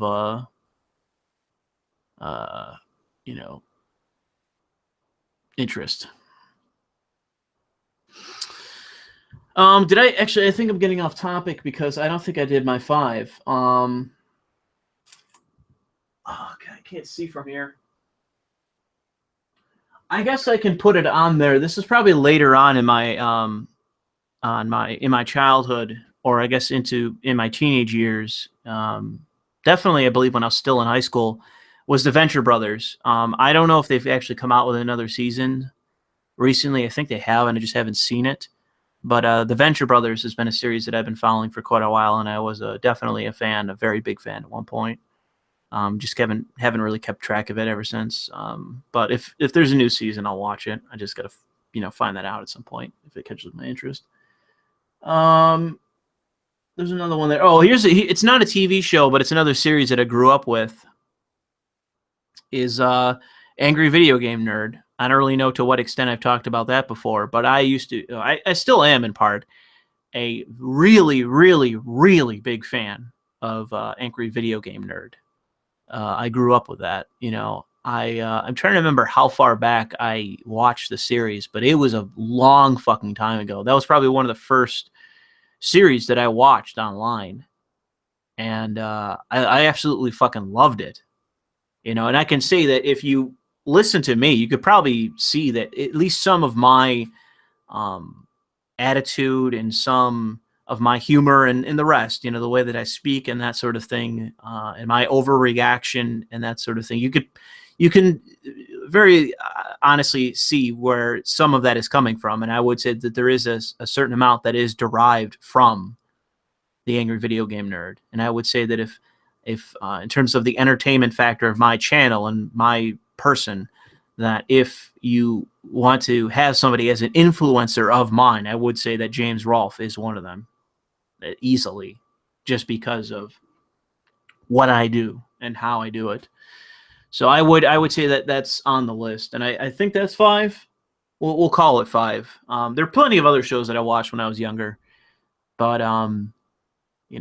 those are the ones that at least come to mind just off the bat, or I own. That's another one. I own a bunch of the seasons of Angry Video Game Nerd.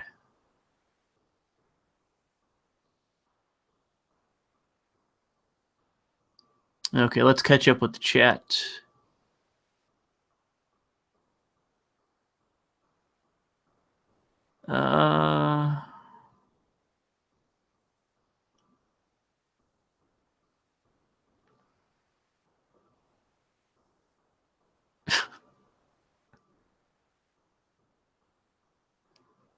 Do I watch Diversity in Comics YouTube channel? No, I don't, and don't fucking link me.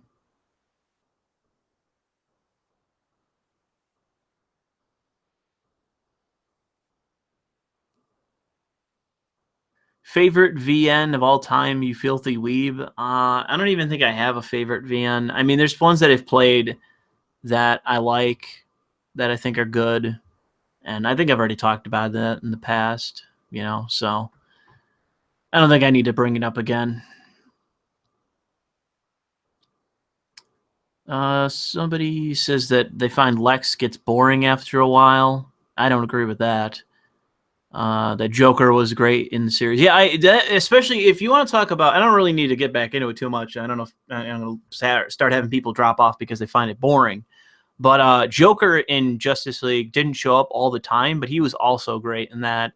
The one episode where he basically, I'm trying to remember exactly how it happens, but I remember that the plot of it is that he plants a bunch of bombs all over Las Vegas, and then the Justice League has to find them all.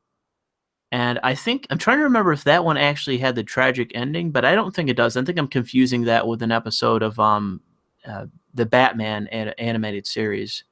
I think I might be confusing. Maybe I'm not. There might have been a tragic end for Joker in that one. I honestly can't remember, but I do. I think I own that as well. I think I do. But yeah, that was one of my favorite ones with the Joker because it's just so insane in terms of the Joker, and there's a lot of humor in it. You know, he just goes off the wall and just does a lot of crazy shit, and it's just really funny. So yeah, Joker in that series, and that, in my opinion, is my favorite Joker. Is when he's just doing zany shit for the sake of fucking with the Justice League or maybe just Batman. You know, the old is dirt version of Joker, at least in the animated series, where it's just, you know, the Joker pieing Batman in the face or just pulling pranks on him and just fucking with him for the sake of doing so. I just love that. I just find it so fucking hilarious. And to me, the reason why it plays so well is that it contrasts off of Batman's stoicness and sternness and his humorlessness, or the seemingly humorless nature of him. Like, it just contrasts off him so well that I love the character, and it makes me interested in watching it. I mean, it is not, you know, to be taken seriously, and it does have serious moments and all that, and obviously I'm fine with serious Batman and all that, but in my opinion, it's something that at this point really is played out, in my opinion. I think serious Batman and serious Joker is just played the fuck out. People are entitled to their opinions about recent Joker, but I find it very hard to care. This might not be a popular opinion, but the Batman series with, who was it? Christopher Nolan? Was that the actor that played him? Where you had the that famous guy who died after playing the Joker. I don't remember the name of, but that. Oh God, It's not Dark Knight Rises. Is it just The Dark Knight? It's the second in that trilogy.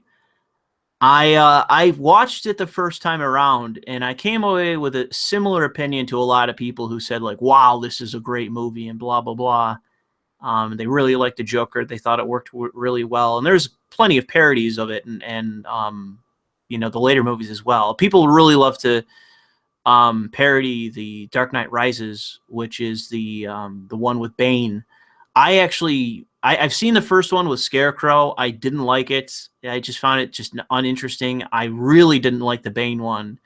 And I don't really know if the memes that come from that are like ironic because it's terrible, or it's because they actually like it. But you know, maybe this is going to be an opinion that's not favorable with most people, but I really disliked that Bane one, the third one. I thought it was crap. The editing was awful, and so is the pacing. I just couldn't. I saw it in theaters, and I just walked out of the theater afterwards, and I said to my friend, like, that was dog shit. Sorry if that's, you know, people don't want to hear that. But in any case, the second movie in that with the Joker, I saw it the first time, and I came away saying, like, wow, this was like a pretty good movie. Like, I liked it. I think this is really good. And people were raving about it. Like, oh my God, this is the best Joker ever. This is the best Batman movie ever. This is the best ever. This is great. This is phenomenal. And I said, well, you know, I guess I generally agree that it's great.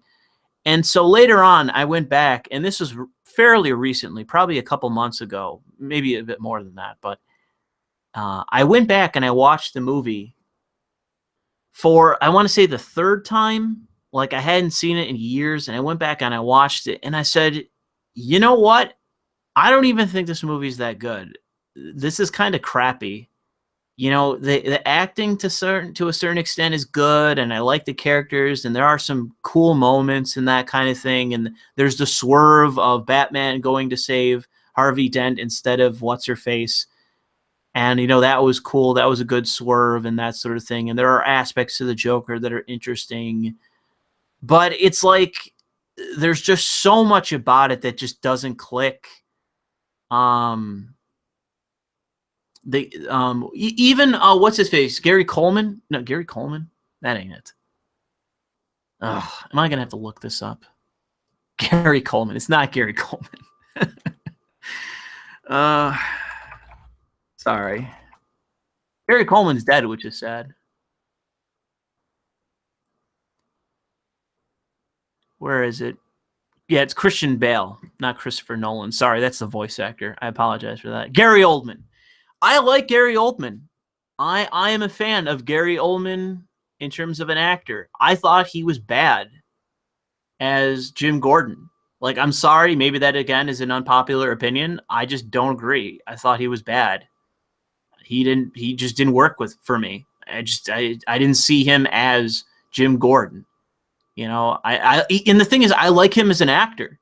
You know what I mean? It's not to the extent that I would say I like an actor like Peter Stormare. For those of you who know who he is, and he's been in fucking so many things. I really like Peter Stormare. Really like him as an actor, and I would say that someone like Gary Oldman is maybe a couple notches below that in terms of my favorability. But it's like, if I see Gary Oldman in a role and I just don't buy it and I don't like the acting, it's like I'm sitting there like, this is like, how? Like, I don't like him. I like Gary Oldman. Why didn't I like Heath Ledger, by the way, is the name of the guy that died that people raved about for years after this movie came out. And I got to say that, in my opinion, this movie had its place in history. I understand why certain people like it. I understand that, and I do like certain moments in it that I think worked, that are powerful. I did like, oh, fuck, what's his name? Oh, shit. What is his name? Eckert. What is his first name? Aaron Eckert. I liked him as, and I saw people criticize him, but I believed him as Harvey Dent. I thought he was okay as the actor. You know, I thought he did well. His acting was kind of at some points, but he did well. Like, I think that charismatic Harvey Dent works better than more idealistic or whatever Harvey Dent. I think that more down to earth, but also kind of an elite, kind of arrogant Harvey Dent. I think that works the best with Harvey Dent, and I think he did a decent Harvey Dent. So I don't really have much criticism there outside of a few moments with his acting. But hopefully I'm not going to get downvoted to shit and people are going to say, oh, fuck this, I'm out, and whatever else. But that's just kind of my opinion on it. And hopefully I don't get crucified for it. So I'll scroll down. Okay, be boring. I'm getting some borings. Jack Nicholson. Well, I mean, in terms of Joker, I'm not really sure if I necessarily agree with Jack Nicholson being better than Heath Ledger. I won't say right or wrong to that. I will say that I think that Jack Nicholson is another one of those actors where I'd be surprised. I don't know if I've seen Jack Nicholson in a role where I haven't liked him. Jack Nicholson, I think, is an awesome actor. And I remember even being young and watching that rom-com he's in, As Good as It Gets. I even think he was funny as shit and great in that as like a neurotic, romantic interest in that movie. If anyone remembers As Good as It Gets, I think he was great in that. I liked him a lot. He was funny as shit. Like the mean pedantic shit, or not pedantic, pithy shit he would say to people. Oh my God, it was great. So great. Oh man, and it's a rom-com. It's a fucking shitty women, romantic comedy. And it's like, if you can make me like a romantic comedy because you have Jack Nicholson in it and he is just delivering these fucking one-liners that are so fucking funny. It's so mean. Oh, that's how you know you got a great actor in a movie. You just give Jack Nicholson a good script, and it's like that. You don't even need anything else. That's the movie, man. Graham asks, do you think I've seen this movie pop up all over the place, Atomic Blonde. which is like this weird grindhouse looking kind of movie. Do you think, and Graham's asking, do you think that Atomic Blonde looks like a strong woman pandering movie? I would say that unfortunately with like the more grindhouse style movies that we've seen in recent years, with the exception of maybe Kill Bill, I would say that there's a lot that unfortunately fall into that trope of you have a character that is too good. Like they have personality flaws, but they don't have weaknesses, and they don't actually struggle in the same way that you would see other characters. A good example would be in any Bruce Willis movie, whether it's Die Hard or any other. If you don't have a moment where Bruce Willis is basically pinned in under fire, or he is struggling in a fight where he's losing, or something's happening where he is not winning, and it's almost a fluke that he wins, or so he lucks out, or something occurs where he has to struggle through, or somebody has to help him, or something. Like, if you don't have that with an action character, they just don't work. In my opinion, that's what's wrong with a lot of like the Jason Statham movies.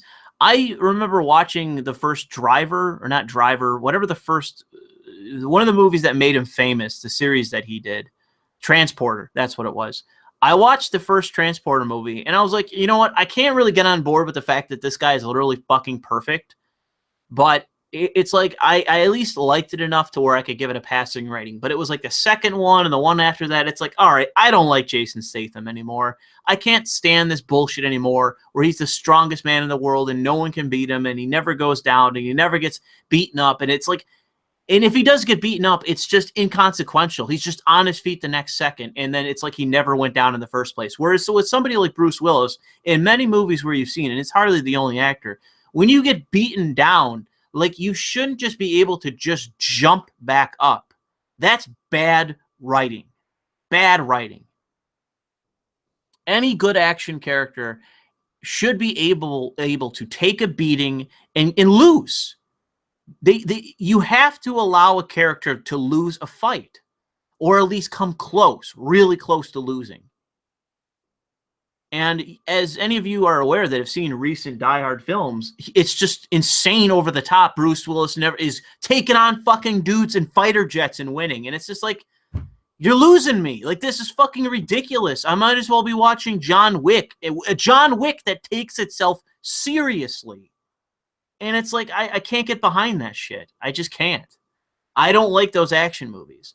I watched John Wick 1 and 2, and it's like, I watched it both times in theaters with friends, and the first one I liked, but I had my issues with, and the second one I liked certain moments, but it's like, already, it's like, I can't get into this. I can't get into this series. It's like, I'm not, like, I like the scene, too, where it's like he gets, like, this burn notice or whatever on him, where every fucking assassin in the world is after him, and I think he's in Japan or somewhere, and he's like running around and he's getting into firefights and he's killing people and trying to be discreet about it. And he's in the subway, and he like, there's a guy at the top of a balcony shooting down, and he's shooting back. And it's like a humorous moment, and you shouldn't take it seriously. And I think, and I was in the theater, everyone laughed, and I laughed too. I was like, wow, this is great. This is so crazy. I don't think, I like John Wick when it doesn't take itself seriously, but unfortunately it does in many parts. In any movie like a Jason Statham movie where it just takes itself seriously 90% of the time, it's like, fuck this. This movie blows. It's not interesting. I don't like super over-the-top shit where it takes itself seriously to that effect, and it's just ridiculous. But, yeah, I prefer the older style movies where, you know, people can take a punch and go down and lose, and that'll be fun. Or that'll be fine, and they can get back up. But yeah, and that's in my position on Atomic Blonde. In my opinion, there are characters that you could duplicate as a woman or make slight changes where it could work. And I can say that there are female action heroes that I think can work or maybe do work to some degree. I I can't really think of offhand too many action stars or characters that I like that are female. Kate Archer from No One Lives Forever, which is old as dirt, which is a game. Action character. Does she work all the time? No. Do I like her character and like the games and like the series, even though they're dead? Yes. So there's an action hero who is a female who I like, and people can argue it's a stealth game, but okay. First person shooter. But there's one example, the recently rebooted Tomb Raider with Lara Croft. Even there, I have my criticisms, but all right, you know, I like it. She can take a punch, she can lose, she can get beaten down. I think that's fair enough. I haven't played the second in the series. I own it. I just haven't played it. At some point I will. It's in my backlog. Maybe that's the video game I played and go, wow, this is dog shit, and say forget it forever. But that's another that I can think of off the top of my head. I'm sure there are more. And that doesn't mean I don't have female characters that I don't like. But in my opinion, as it relates to action, it is a lot fucking harder for a female action character to work. A lot fucking harder. And unfortunately, what you got is a lot of dog shit that is just, it is just one after another characters that are just tropes. They're just tropes, and they think that's what's going to work, and it never fucking does. That's my opinion on female action heroes.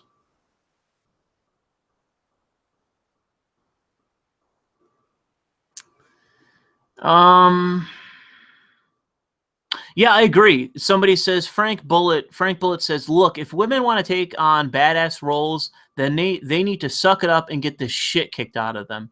Not all women will be killed in these movies, so fuck your tribe argument. I'm not sure what you mean by that second part, bro. But I agree with the first part that in the same way that you would see let's say like moments with Harrison Ford in Indiana Jones where he gets beaten up or captured or something bad happens. Or you have Bruce Willis in numerous movies where he gets the shit kicked out of him. Pretty much every fight that I can remember from the Die Hard series, with maybe the exception of the later films, which are fucking ridiculous, he typically gets in a fight that he barely wins, or he gets really beat. He gets the shit beaten out of him, even if he does win, because he's just not that good of a fighter. He can fight, but he's just not that good of a fighter. And what I love especially in the Die Hard series, and they kept it going for so long, and I'm not sure that they always did, but as he fought, he would just curse at the other person that he was fighting. He would just swear and swear. And when I was younger, man, I fucking loved that about the character. When he would fight people and physically hand to hand, and he would just curse at them the entire time, I would laugh so hard. And it was a comedic moment, but it was still engaging and entertaining and thrilling. So yeah, I am a fan of the Die Hard series, and I think that's what you need if you're going to style a character off of.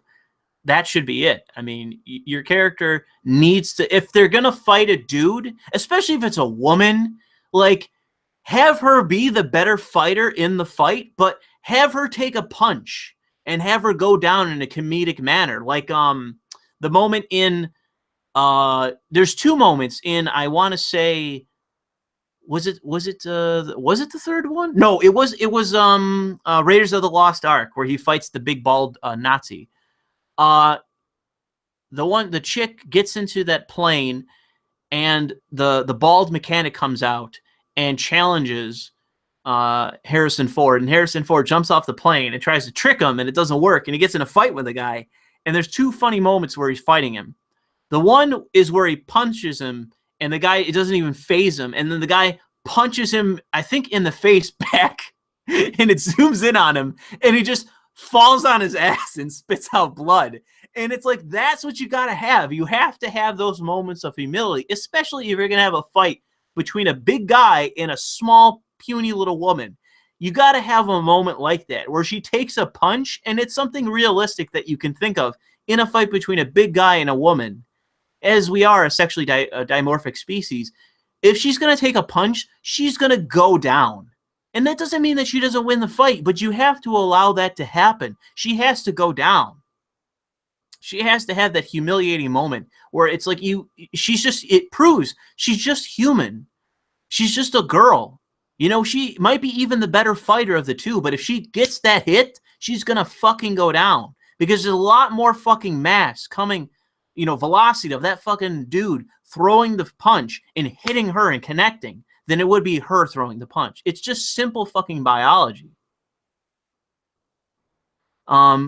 And so that and the other one with Harrison Ford in Raiders of the Lost Ark is when he gets punched in the stomach and he gasps for air. He's like, like he just lets out this gasp for air. It's so funny, but it's a humanizing moment for his character. He gets hit and he's a lot smaller compared to the big fucking German.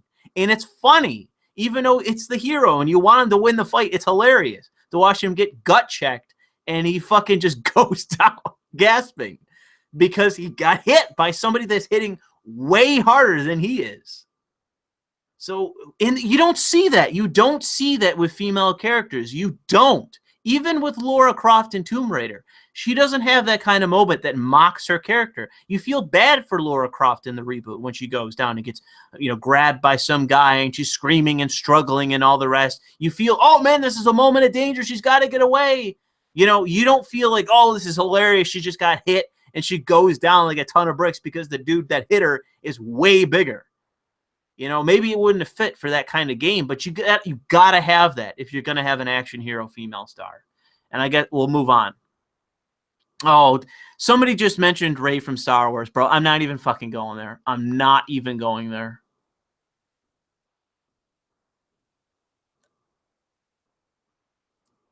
So hopefully people understand this and they're not gonna, like, there's already people misquoting me saying I want to see women beaten up. And then people giving examples of women characters that are fucking like a bunch of fucking people are giving examples of fucking Mary Sue characters. And that's, bro, like, I don't know what you want me to do. There's so many examples of Mary Sue characters and endless examples of Mary Sue, especially in action. Endless. People, I can tell you, every woman I've ever interacted with, every single woman I've ever interacted with has hated the female characters in James Bond. But it's like, at least even there, they're not Mary Sue characters. They're not.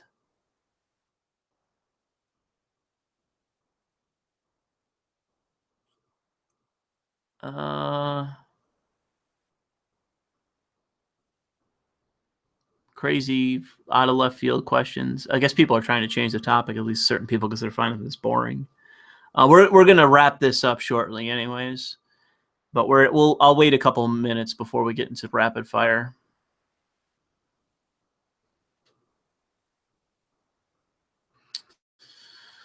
I'm not aware of that, so I can't answer that.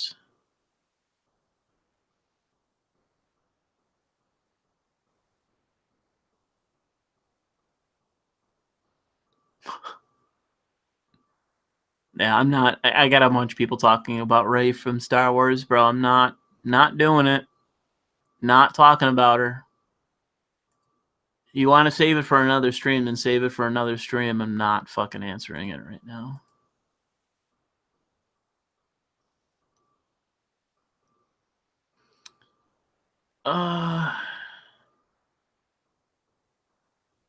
I'm checking Steam. Give me a second here.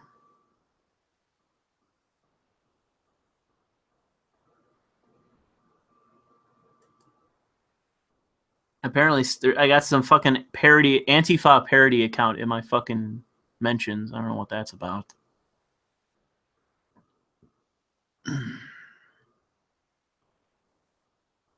I have somebody sending me an Asian chick with a big ass. That's great. Thanks. I don't really care. Let's see here. All right, that appears to be it from Twatter. I swear to God, fucking, I complained to Sargon over Skype. I appreciate him mentioning me on his timeline, but I really don't appreciate when he just tweets out some bullshit article or some, meme or whatever, and he ats me. And literally for the rest of the fucking day, I just have mentions for him in my fucking feed, just all fucking day. The thing he sent out earlier has 400 retweets and just under fucking 2,000 likes. And all goddamn day, I have been getting shit in my fucking feed because of that. I appreciate his me being on his mind. I can appreciate that, but I don't appreciate my feed being fucked for like the next 48 hours.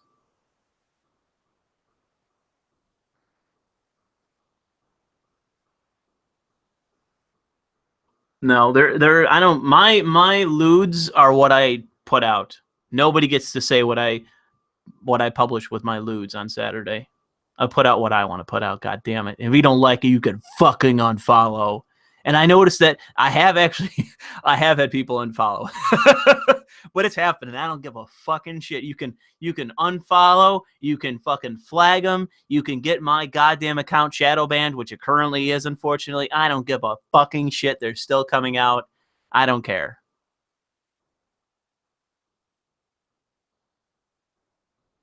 I don't know. I don't want to mute notifications because I think that might actually mute Sargon. So I don't want to do that. Because I've had that happen before. I muted somebody and then they tried to get my attention. And then the only way I realized that like I couldn't see their shit was somebody replied to them and I was like, why is this in my feed? And I looked at it and I was like, oh shit, I don't see this person. And I didn't have them muted. It was just because I muted the conversation they were in. So I don't want that to happen with Sargon. Somebody asks what exactly is shadow banned? It's where people that follow me people that follow me and people who don't see my tweets. And I am confirmed shadow banned. I've had people check my account on services that show you whether you've been shadow banned or not, or at least strongly imply it. And I've had people at me and say, I don't see your tweets. So I am shadow banned currently. Because I should be in their feed because they follow me, but they don't see me. It happened to me before with Sargon. I'm sure all of you remember it, or at least whoever follows him, where he would tweet shit and you wouldn't see it in your feed. And you'd see people even at him and you don't see it. And it's just like, what the fuck? It's because he's shadow banned. He doesn't show up. I had him at one point, and I complained about this on Twitter, where this was a while ago, where he was adding me. He was adding me. And they were showing up in my notifications. Like, you just got a notification. I check them. They wouldn't be there. And it's like, what the fuck is this? Okay. And I sent a tweet out where I complained and I added Twitter, added support, added Jack. And it's like, yo, I follow this fucking guy and he follows me back. And I can't even see what he's tweeting at me. Like, what the fuck? So, oh man, that was a while back, but it was so fucking irritating. When you get shadow banned, it's really hard to see what's going on.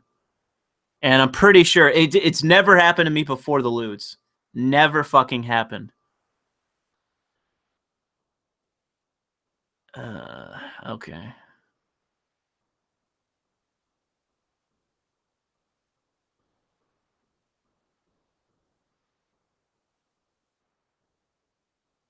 Yeah, I know. I saw you tweeted that at me. I saw that. Snake. Is there a video, Trademark asks, is there a video or a stream where I've talked about Rey from Star Wars? Not that I recall. I don't think I have. I think I've just said that she's a Mary Sue character and I don't like her. And that the only way to save her character, which they won't do, and if they do, it's just, I guess I called it, is to turn her to the dark side. That's the only way to save her fucking character. But I've had people laugh at me and say there's about zero chance of that happening. So that's just my perspective on it. I mean, when Mark Hamill says the next movie is going to be dog shit, it's just like, I guess it's going to be dog shit. Somebody asks, UWAT mate or M9 says, when you get an Asian girlfriend, will you finger her on a stream? And the answer is a great Mr. Medgar reference, or at least that was actually when he was still Internet Aristocrat. The answer is no, I'm not Internet Aristocrat. Cynical Inquisition asks, will new writers save Telltale, or will a complete overhaul of the gameplay to something more linear and VN-like save it? I mean, bro, I don't think either one of those are fucking happening. I think you're smoking something if you think either one of those are happening. They've been sticking with their formula for so long that they don't know how to change. They don't think they have to change, and they won't. It doesn't matter. They'll go down with the ship before they change the gameplay to be more like a visual novel. And in terms of new writers, I mean, they brought in fucking what's his face, Anthony Birch, to write on Tales from the Borderlands and destroyed the series. So I don't think new writers, as you would see it, is necessarily something that's going to save them, because they've done it before and they've destroyed entire series for trying that.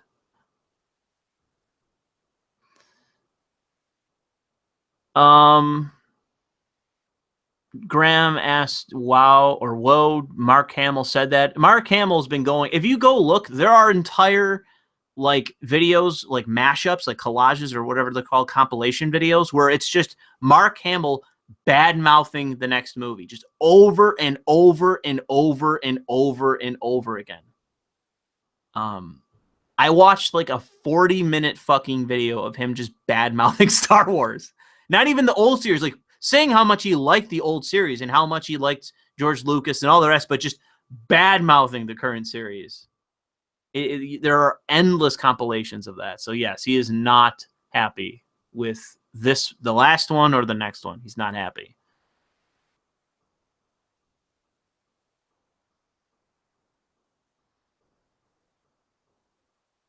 Okay.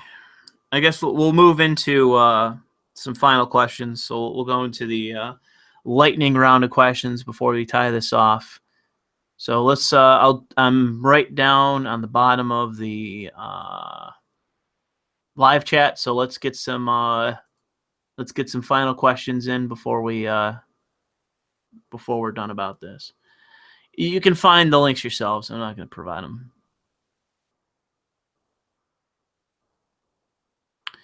Savage Pavich says, "I want Rey to turn and then get killed off by Kylo, who turns good. Fucking please." I mean, that's my position as well. I want Rey to turn to the dark side and essentially lose. And if Kylo basically turn light side. And the thing is that with the characters, with him killing Han Solo, I mean, it was so unnecessary and jarring, and it seemed to so many people to be such a cheap move that it kind of put me in the position where it's like, wow, are they doing that as kind of like a moment where that's the thing that makes him actually turn away from the dark side, is guilt over killing his father? Is that the thing? And I've had people basically barrage me and say, no, you're wrong, it's not going to happen. So it's just like, well, maybe not, but I would say that that's the hope I hold out, is that that's the thing that turns him to the light side, and then a Rey turns to the dark side in return.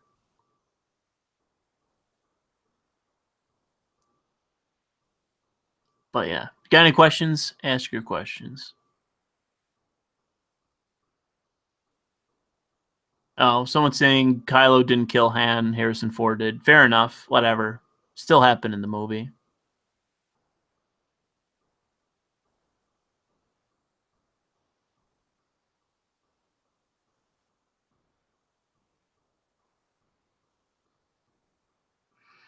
Somebody's saying that they want there to be a Star Wars series where the villains win or are winning. Fucking good luck with that, bro.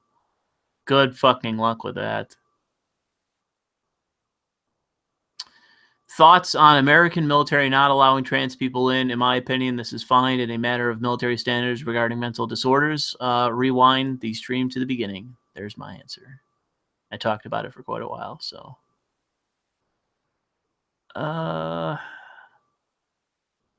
Lewis, were you disappointed by the new Warhammer as much as I was? From my understanding, Rick asked this. I know a lot of people, especially Sargon. Sargon has said this, that he hates the new. I assume you're talking about the game. He hates the new game. And I can say that I definitely have my issues with the game, and I'm kind of burned out by it. But I really did like the vampires. Didn't really like the dwarfs that much. Didn't like the elves. Didn't like orcs. I never really have liked the orcs that much. Didn't like the Empire. They're fucking impossible to play. I don't like Chaos. I don't think I have in any of the games. There's too many races in the games that I just don't like. Hated the Beastmen. I fucking hate them. It's the only DLC I didn't buy because I fucking hate the Beastmen. It was really hard for me to care about any of the other factions, but I really, really like the vampires, especially when they added my favorite race in the entire game are the Karsteins that they added as a DLC, and that wasn't even that long ago, where they changed the faction from Manfred and that faction of vampires to the Karsteins based in Sylvania, which is like a small single part of was it Western, wherever the fuck they are on the map. Yeah, I really like them. I was like, wow, this is great. And I've always preferred the vampires over all the rest. And I would say that if that's the one thing I can say is my saving grace for that game, then that's my opinion of it. Do I think it's great or good? Or I don't really even know. I didn't think the story was that good. The story campaigns they added, I think, sucked. I think the Beastmen was one, but I had a friend tell me about it because he played it, and I was like, well, that sounds boring and stupid. The Elves one, I did that with a friend. It was garbage, so definitely not great. But Bretonia, yeah, I didn't like Bretonia either.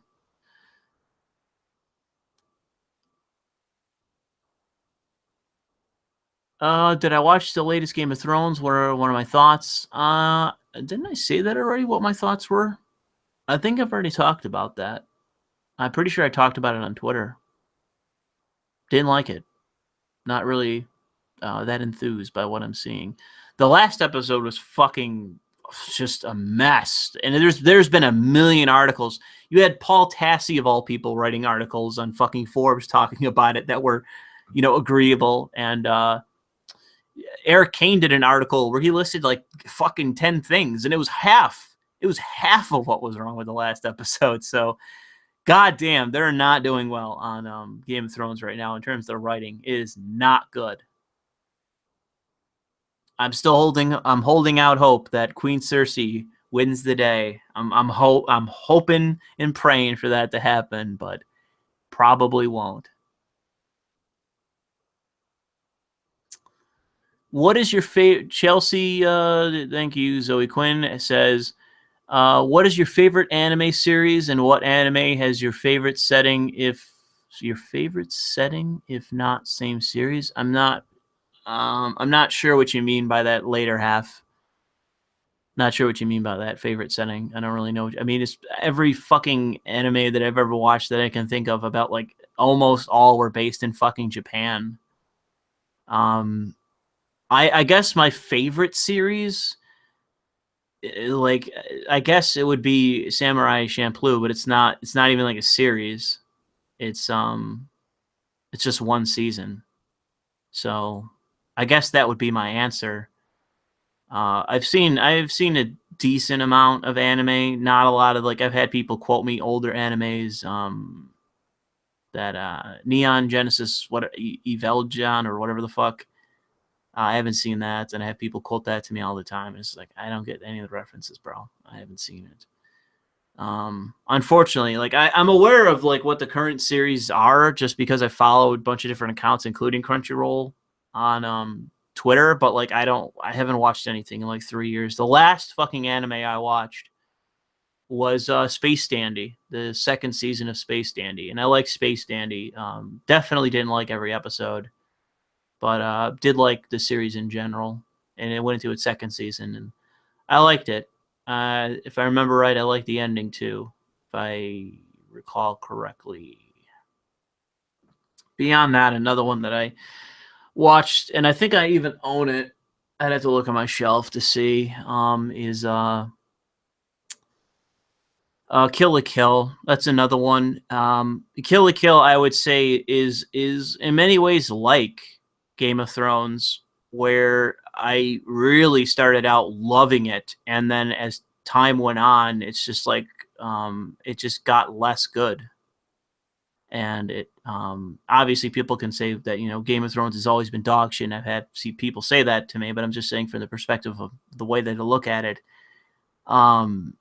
Kill to Kill is just, to me, is like, I don't understand what happened with it. It's like I'd have to look for the episode, because there definitely was one, but it was after the quote unquote school trip, where they go after all the different providences or whatever and take down the bosses there, like the people heading them. It's after that, right after that episode, the one where they actually are concluding that, where the fucking writing just goes way down, gets way worse. They actually take on the main antagonist of the series, which is the mother, and the pacing just goes fucking out the window. Like, it becomes Game of Thrones kind of pacing, where just shit is just speeding along at such a degree where it's like you can't even keep up with what's going on. Things are moving 100 miles a minute, and it's just like, this should have just been a second season. Like, what the fuck? And instead it's the end, and it's like, wow, this sucked. So I gotta say that for as many people out there that really liked Kill la Kill, and I'm not necessarily not part of that group, it's just like, I think the second half of it was fucking bad. I have no idea what went wrong, but something really did. The pacing was just bad. The only moment where I will say that towards the end, I think this was the second to last episode, or no, the third to last episode, was when oh man, I'm blanking on the protagonist's name. I can never pronounce her name anyways. I don't know if it even matters. But the protagonist of the series turns evil, and I don't even remember why. But the other side protagonist, or the side antagonist with the one eye, and I don't remember her name either, but she's a very cutesy evil character, Moe evil character, and they're like, her mother's there, and they're basically doing a send off to her, and she's going to go fight the protagonist who's turned evil. And all of a sudden, as the evil antagonist side character is basically tauntingly, but to some degree sincerely wishing the protagonist well, the protagonist seizes her and then forces a kiss onto her, and then pushes her back and then flies off. And that to me was an awesome fucking moment, because if you know me on Yuri, that's one whole angle, but I just thought that was a great fucking moment. And the reason I thought that was a great moment was because that character, the evil character that the protagonist kisses, was the character that murdered her father, which was the antagonism, or the motivation for the entire story to begin with, was the protagonist showing up at the academy to address the issue of her father being murdered. And I thought that was a brilliant moment where she's evil. So she forces a kiss onto this girl that she has fought and lost to, and I think she beat at one point. She forces a kiss onto her as she's about to go off and fight the good guys as a newly evil character. It didn't last that long, which is, again, one of the parts of the pacing and the writing, was that it was like less than one episode where she had been turned into an evil character before she was turned back. And it's just like, why'd you even bother? I mean, outside of that one moment where it was cool, this was kind of fucking a waste of time. This should have been at least a couple episodes. So, I'll just drop it. I'm going on about that. Okay. Let's see. We're moving past the point of how far I really want to go, but Gurren Lagann, that's another one that people talk about. I got a friend of mine that's a super, super, super big fan of that. I've only watched, I think, the first couple episodes. I wasn't really able to get into it. I've been told it gets better as it goes on. Steins Gate was pretty good. I can't speak to the anime, but I played the visual novel. I've talked about it before.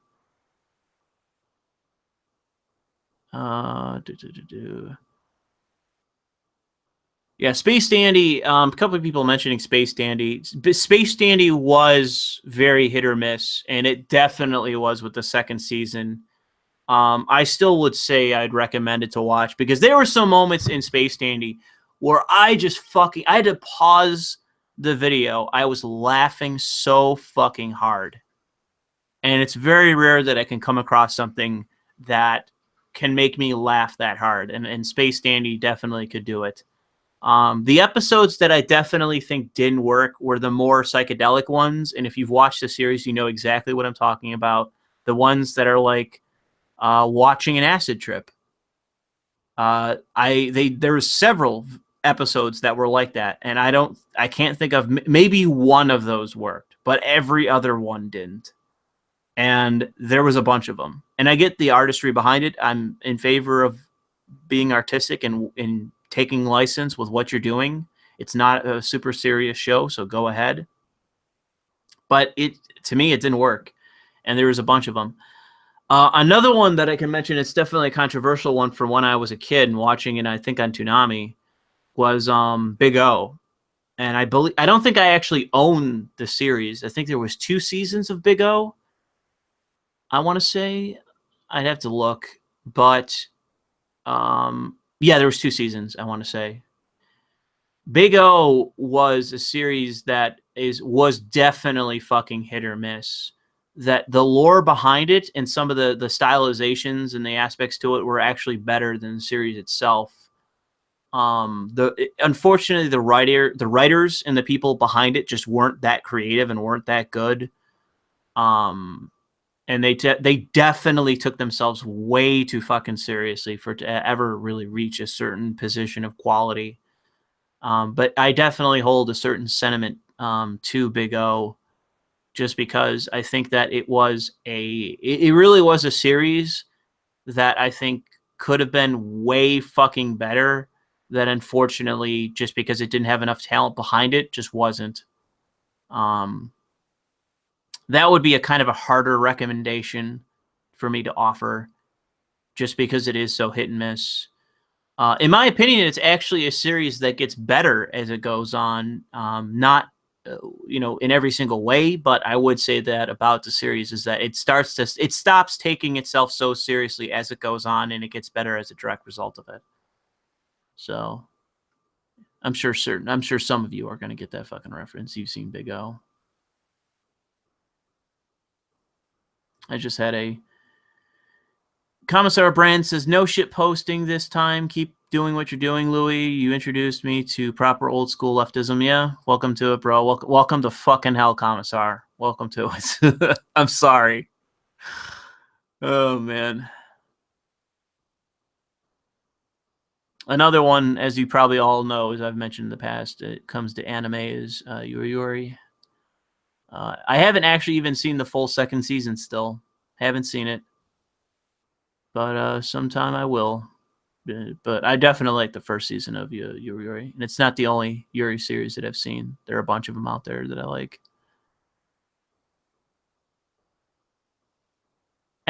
FLCL? Is that fucking weird, like, artistic one with that chick with the scooter? I think that's the one you're talking about. Man, I can't even begin to tell you. Maybe I'm confusing that with another. Let me Google it really quick just to double check, because I think that's what you're talking about, and I think they're actually coming out with another season of that like fucking years later. Yeah, it is. It is the series that I'm thinking of. I can't begin to tell you how many years people fucking talked about that show FLCL, where they were just raving endlessly about it, and I saw it. And I'm not saying it's necessarily bad or anything, but it's like. I wasn't really able, like it. I probably shouldn't make this comparison because people are going to flip out. Where it is from my perspective, it is like Cowboy Bebop, where I have people that tell me that it's the best ever, and I watch it and I can say, well, I can see the quality in it, but I don't necessarily agree. Cowboy Bebop is another one of those series where it's like people just rave about how good it is, and it's like I watch it and it's like, yeah, I like this, but it's just there's not something there that connects with me where I become like an overnight fan. I think I've watched every episode of Cowboy Bebop. I think I definitely know I've watched the last several episodes and the beginning for fucking sure. I think I have seen every episode of Cowboy Bebop. And I won't say it's a bad series, but that FLCL one's another one where I've seen a lot of people say that's like, oh man, this is the best ever, man. But I don't, whatever, you know what I mean? Whatever.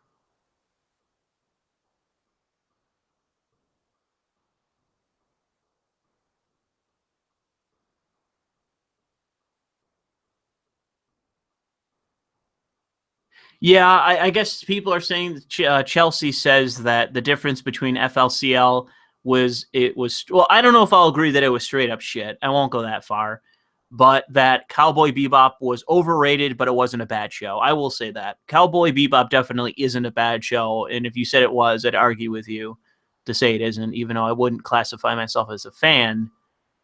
Um, but I do think that it's harder to like FLCL. I really do think it's harder to like that show. The only show that I wouldn't agree with that people would say is bad would be Samurai Champloo. That would be the series I would argue is definitely not. And if you are arguing from the perspective like, then I'm just going to say you have shit taste, because I thought that series, or not even series, it was a single season. I thought that was great. That stood the test of time. I watched that when I was a kid, grew up, bought I think a Blu-ray, and I watched it again. I watched the full season in one sitting, and I was like, this is fucking great. I still love it. And it's like, how many shows can you say that about, where you watched it as a kid and then grew up and then watched it again and it's like, wow, this is fucking great.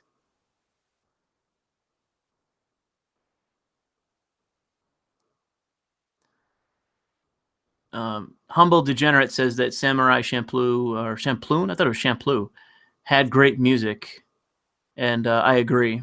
It had many aspects to it that were great. The stylization was great. The references in it were great. Like I said, the stylizations in it were fucking great. There's so much, especially when I was a kid watching it. Like, that was my introduction to anime, was watching that show, and I was like, wow, this is like, you don't see this anywhere else. I was like, wow, this is great. People mentioning Ghost in the Shell, yeah. I've Ghost in the Ghost. I have a mixed. I own every like the original movie, the follow up movie, every with the exception of the recent one they did, which is like a fucking offshoot, whatever it is, prequel series. I don't own that, and I've been told it's dog shit, not to bother. I own what is it? Oh god, I'm fucking blanking on the goddamn name of the series. It's the animated series. It's the actual anime, not just the OVA. You get me?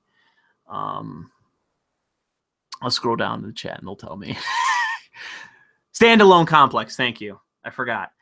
Standalone Complex. I would say, to me, I own it, and so they're right there. You know, I like it, but I have a very mixed opinion about the series itself. Like, there are definitely episodes that have its ups and downs. There are definitely episodes that I think are great. I think are awesome to watch. The symbolism, the deeper meaning, like the philosophy, like that's great. The action, everything, the character building, all of that, great. There's tons of great shit to enjoy with Ghost in the Shell and all that. It's Standalone Complex specifically.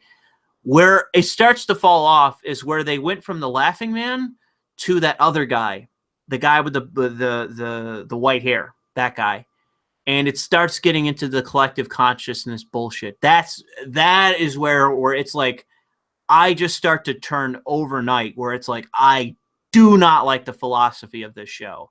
It is radically different than what I would agree to, and it is repulsive to me. And it starts to drag too.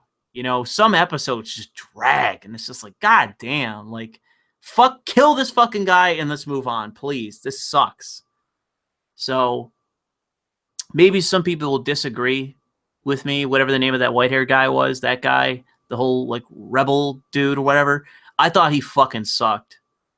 It dragged on for fucking ever. That was definitely Second Gig, which was the second season. That was definitely that. And I'm not saying the whole second season was bad or whatever. I'm definitely not saying that, because there was more character building in the second season as well, so that's cool. But that rebel storyline was dog shit, man. I didn't like it. So take that from, take what you will from that. And we'll finish this up. I'm going on too long here. We're going on too long. So I'll get this down to one last question. I hate Psycho-Pass. There you go. Save yourself some time. I hated Psycho-Pass. I think it's dog shit. There's my opinion of Psycho-Pass. Wannabe dog shit. Last question. Let's get to the last question and finish. Wrap this up. Be done.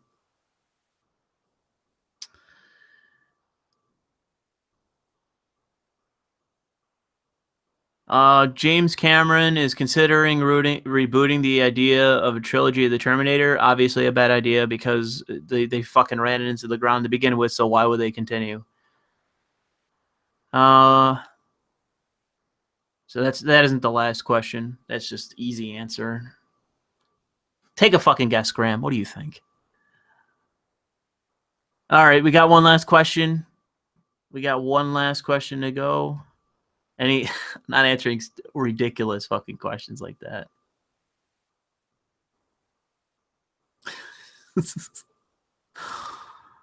Oh man, it's like devolved into a debate about anime. What has happened to this?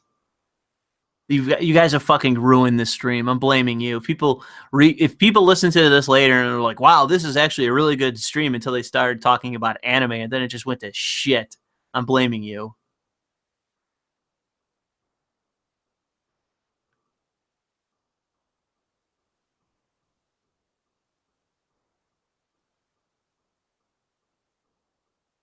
Is there actually a fucking question that's going to be asked? Everyone's still fucking talking about random bullshit about anime.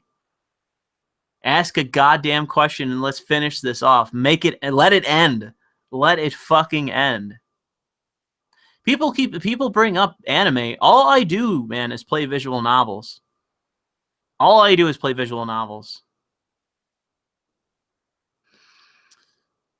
Oh god. Favorite game of 2017. Is Suicide a fucking game? Because this year has not been fucking good as far as I know.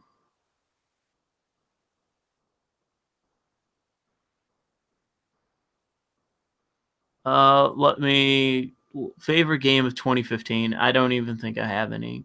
Come back to me once I've played Nier Automata. Maybe that'll be my game of the year. I don't have one currently. I think I've already talked about the Justice Democrats, so you've already been given your opinion on that.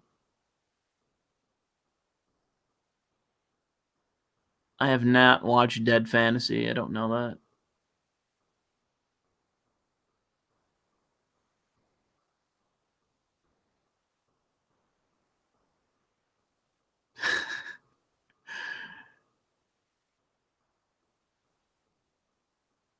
Have I ever fucked an armpit before? No. I don't want that to be the last question. Who will go first? Damn, this is a dark question by Snake. Who will go first? McCain or Total Biscuit? I'm going to go with McCain.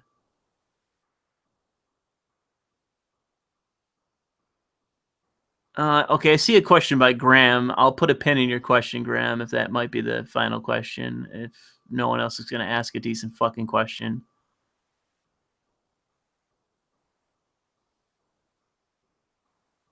Okay, we're staring at the abyss. I see fucking nothing.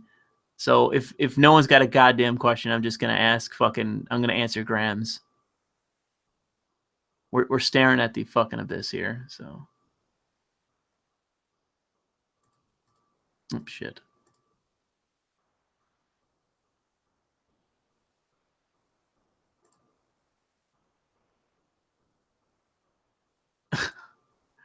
People tweeting me random shit.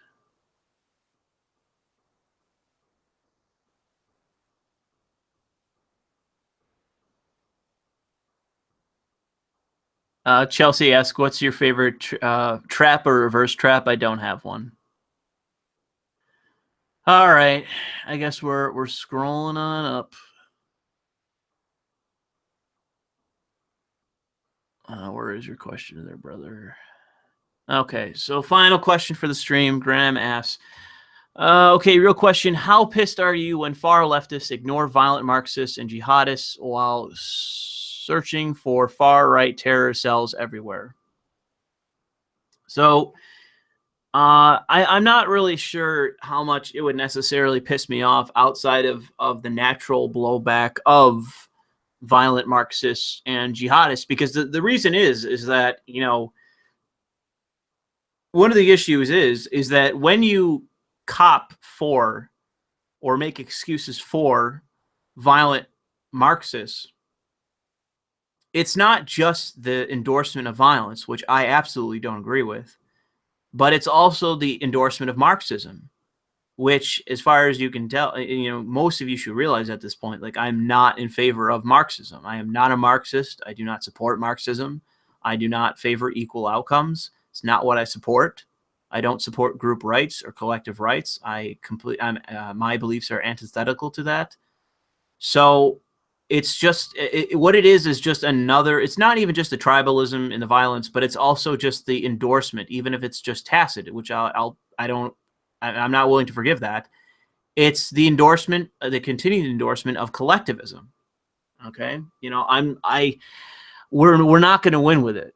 You know, it's just the left cementing its own failure when it embraces collectivism, and that's when it's what they're doing. Whenever they're talking about equal outcomes and groups and all the rest, they're just in Marxism. They're just embracing collectivism, and it's just like, listen, since 2006,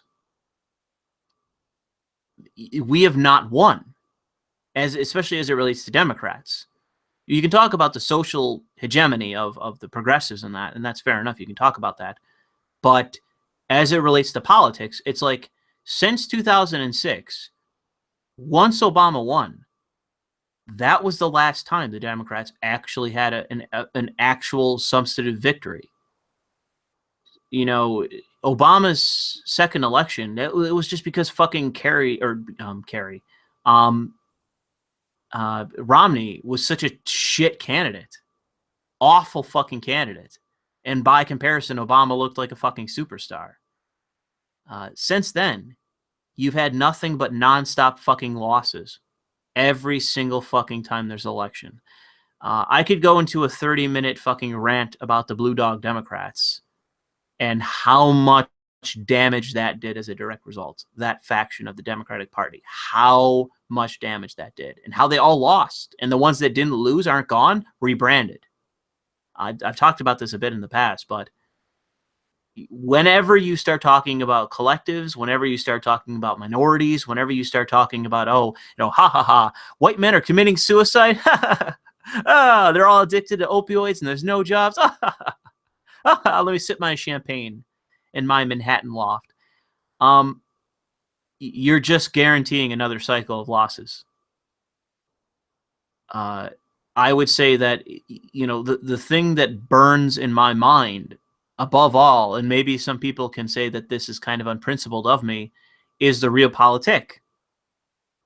It's the full knowledge that it is one of the major factors that inhibits the Democrats from winning.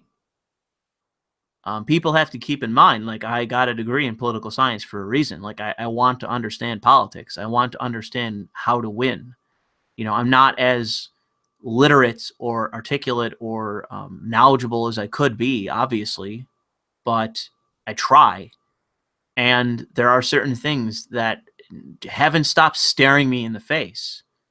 Things I've been aware of since long before I graduated college and have never changed. Things that haven't changed. And I've talked about them numerous times. And I'm probably going to do a video in the near future where I talk about it again and again and again and again and again and again until it fucking changes. You know, I would say that's the thing that irritates me the most out of everything. Like, obviously that guy at the Trump rally who's getting beaten in the head, bleeding all over the place by that fucking lunatic professor with a bike lock. Obviously, that's a fucking issue in itself, because I don't like people getting potentially killed. That guy could have died when he got hit by that. And it's like, I haven't had a disagreement with someone on the right where it's been that bad, where I've ever thought to myself, you know what, I'm going to grab a fucking blunt instrument and cave their head in. I can imagine myself murdering someone on the left at this point. I can imagine that, being pushed to that, because of how much they incense me with what they do. But as much as I can disagree with plenty of people on the right, and there are people, and you realize, and I've tweeted this out, there are definitely people on the right that fucking irritate me.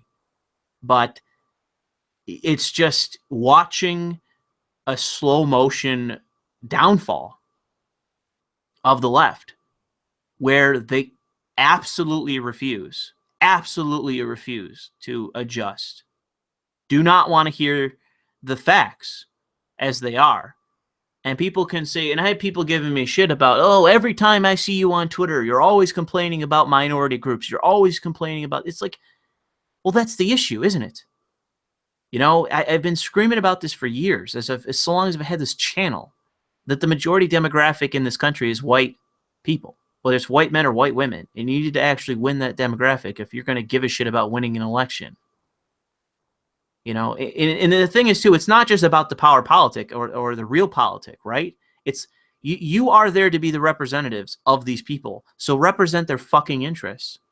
Even if I disagree with the Christians and the people that are anti-abortion and whatever else, anti-gay, we don't agree, etc.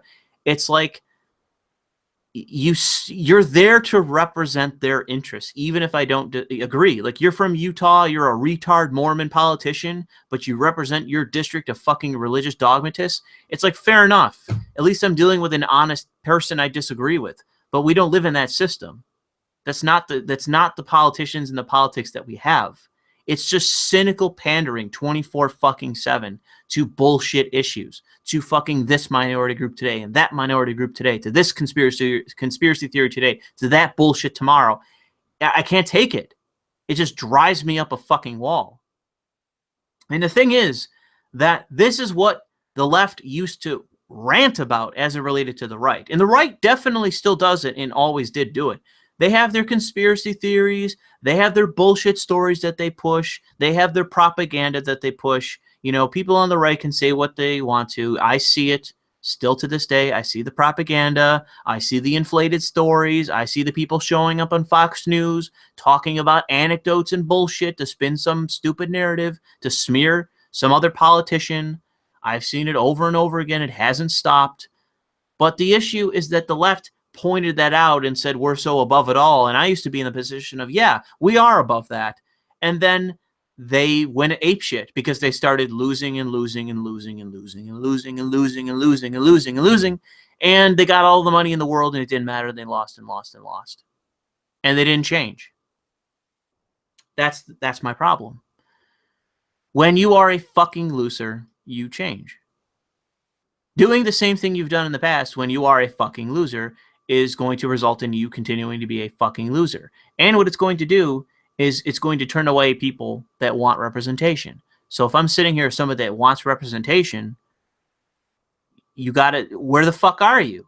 Oh, well, I'm busy pandering to trans people and making money off of it because I don't really care about representing people. I just care about making money. It's not hard to oppose that. And I would say that that's the thing I hate the most, is that I want us to live in a country where some guy on the right is being represented by a politician that represents his interests and his positions. And I can go, oh, I don't like that fucking guy. I'm going to vote against him. Where's my guy? And my guy stands up and says, oh, I believe all these different things. And I go, yeah, I may not agree with 100% with everything he says, but yeah, I like this guy. For in large part, this is what I want. So I'm going to vote for that guy, and he can go against that guy that I don't like and I don't agree with because he represents that other political faction or whatever. Like, that's the way politics should work. That's the way politics worked for years. We've always had corruption, but it's never been to the degree that we have today, where it's like we just don't, like, people in general We just don't have representation. I mean, think of all the different opinions, all the different things that are believed that are not Nazism or communism, that don't fit within the Overton window in terms of politics, that aren't represented in any capacity. I mean, I have a very staunch opinion on Muslims in the United States. I mean, outside of the far right, who is talking about what I'm talking about from the position of Muslims and Islam? And I'm an atheist. You think those guys in the far right are fucking atheists? I don't fucking think so. But it's like, other than them, who can I find to represent my interests? And unfortunately, or I guess, from my perspective, favorably, it's not enough to make me vote for that kind of far-right person. I wouldn't vote for that person just on that issue alone, at least unless I'm driven to. Maybe then. If it's the choice of, 100,000 fucking Muslims come flying into my area, or I vote for the right-wing guy, I'll vote for the fucking right-wing guy. Even if I disagree with him on everything else, I'm not having it in my area. No fucking way. And if you're smart, that should be your position too. Because, I mean, do you want to live in Rotherham? Do you want to live in Paris? Do you want to live in these cities that either have weekly terror attacks, or literally if you have a daughter, she runs the risk of being raped, like a serious fucking risk of being groomed and raped? Is that where you want to live? That's not where I want to live, because, I mean, I'm the kind of person that's not going to fucking tolerate that. I'm surprised, and like, if you had a thing where a bunch of Englishmen in Rotherham or one of the other places that this has happened, where a militia started up and went around and just executed the guys that did that, you wouldn't hear me complaining. Legitimately, you wouldn't hear me complaining. I'm surprised that didn't happen. When you have all these girls, little girls, getting raped and groomed and tortured and kidnapped, and the fathers are just sitting home. It's like, I'll never understand that. In my area, that wouldn't happen. You would have armed fathers on the streets tracking these people down and potentially murdering them. It would be something out of like the 17th or 18th fucking century occurring. And that shouldn't be the case. I don't want that to happen. I want to live in a modern, civilized society where the police handle those matters. But it isn't possible in England. It isn't. And I don't want it in my country. So, and that's my position, is that we're avoiding all of these very hard issues, of which there are more than just my opinion on. I'm not saying I'm right on everything I believe, or that there's no other argument. But it's like, there's just no representation for half the fucking opinions out there. There's just none. People want to scream about... There's more representation of Marxists than there is of anything that I believe. And I mean that. There are people that are out there arguing, mainstream people, and I'll show you articles. I can do it, but I don't have the time. I'm going to stop. There are mainstream people out there that are in the Senate, in Congress, that fucking support equal outcome, or at least purport to support equal outcome bullshit. Talking about, well, we need to have people earning the same wages no matter what. It's like, I'm not a fucking communist. You are. Like, what the fuck is this? What the fuck is this equal outcome, affirmative action, fucking, if you're anything other than a white man, you get to deserve all the special treatment in the world, and yet somehow you're the world's defect, and yet how you're somehow oppressed. It's like, this is fucking insane. And how many people does that actually represent in this society? How many people are not actually egalitarian? How many are actually these Marxist equal outcome types? How many? I don't really think it's very many in this country, but that's fucking mainstream shit. Mainstream opinion when it comes to the political class. Even among conservatives. And it's like, at some point that's got to change. And my hope is that it doesn't result in any kind of violence or any shit like that. I just want this to change. And so good question, Graham. But that is, I think, more important. It is, as it relates to the issue of far leftists and violence, the issue is the Marxist angle and the jihadists. That, to me, is my focus. The violence is a symptom. But it's the fucking Marxists. It's the non-representation. It's the fucking jihadis and the obscuring of the issue itself. Again, even people that I would agree with say, no, there's a separation between Muslims and Islam. It's like, okay, yeah, but on the ground, who is carrying out Islamic attacks? Is it some random fucking dude down the street that's like, hello, I'm an atheist? No, it's the Muslims. So you can pretend as though there's some kind of separation. There isn't. If you bring in Muslims, you're going to have more terror attacks, period. There is no exceptional nation in this world that's going to be able to somehow be the exception. If you bring them in numbers, they're going to self-segregate, and boom, there's your problem. My answer is no. And how many people actually hold my opinion that aren't far right? How many people hold my opinion that are not far right? That's my question to you. And so that's the question that needs to be asked. And I think things need to change. But thanks for turning out, guys. We're going to end it here. Thanks for all the questions. Thanks for the support. Be sure to check out the links, blah, blah, blah.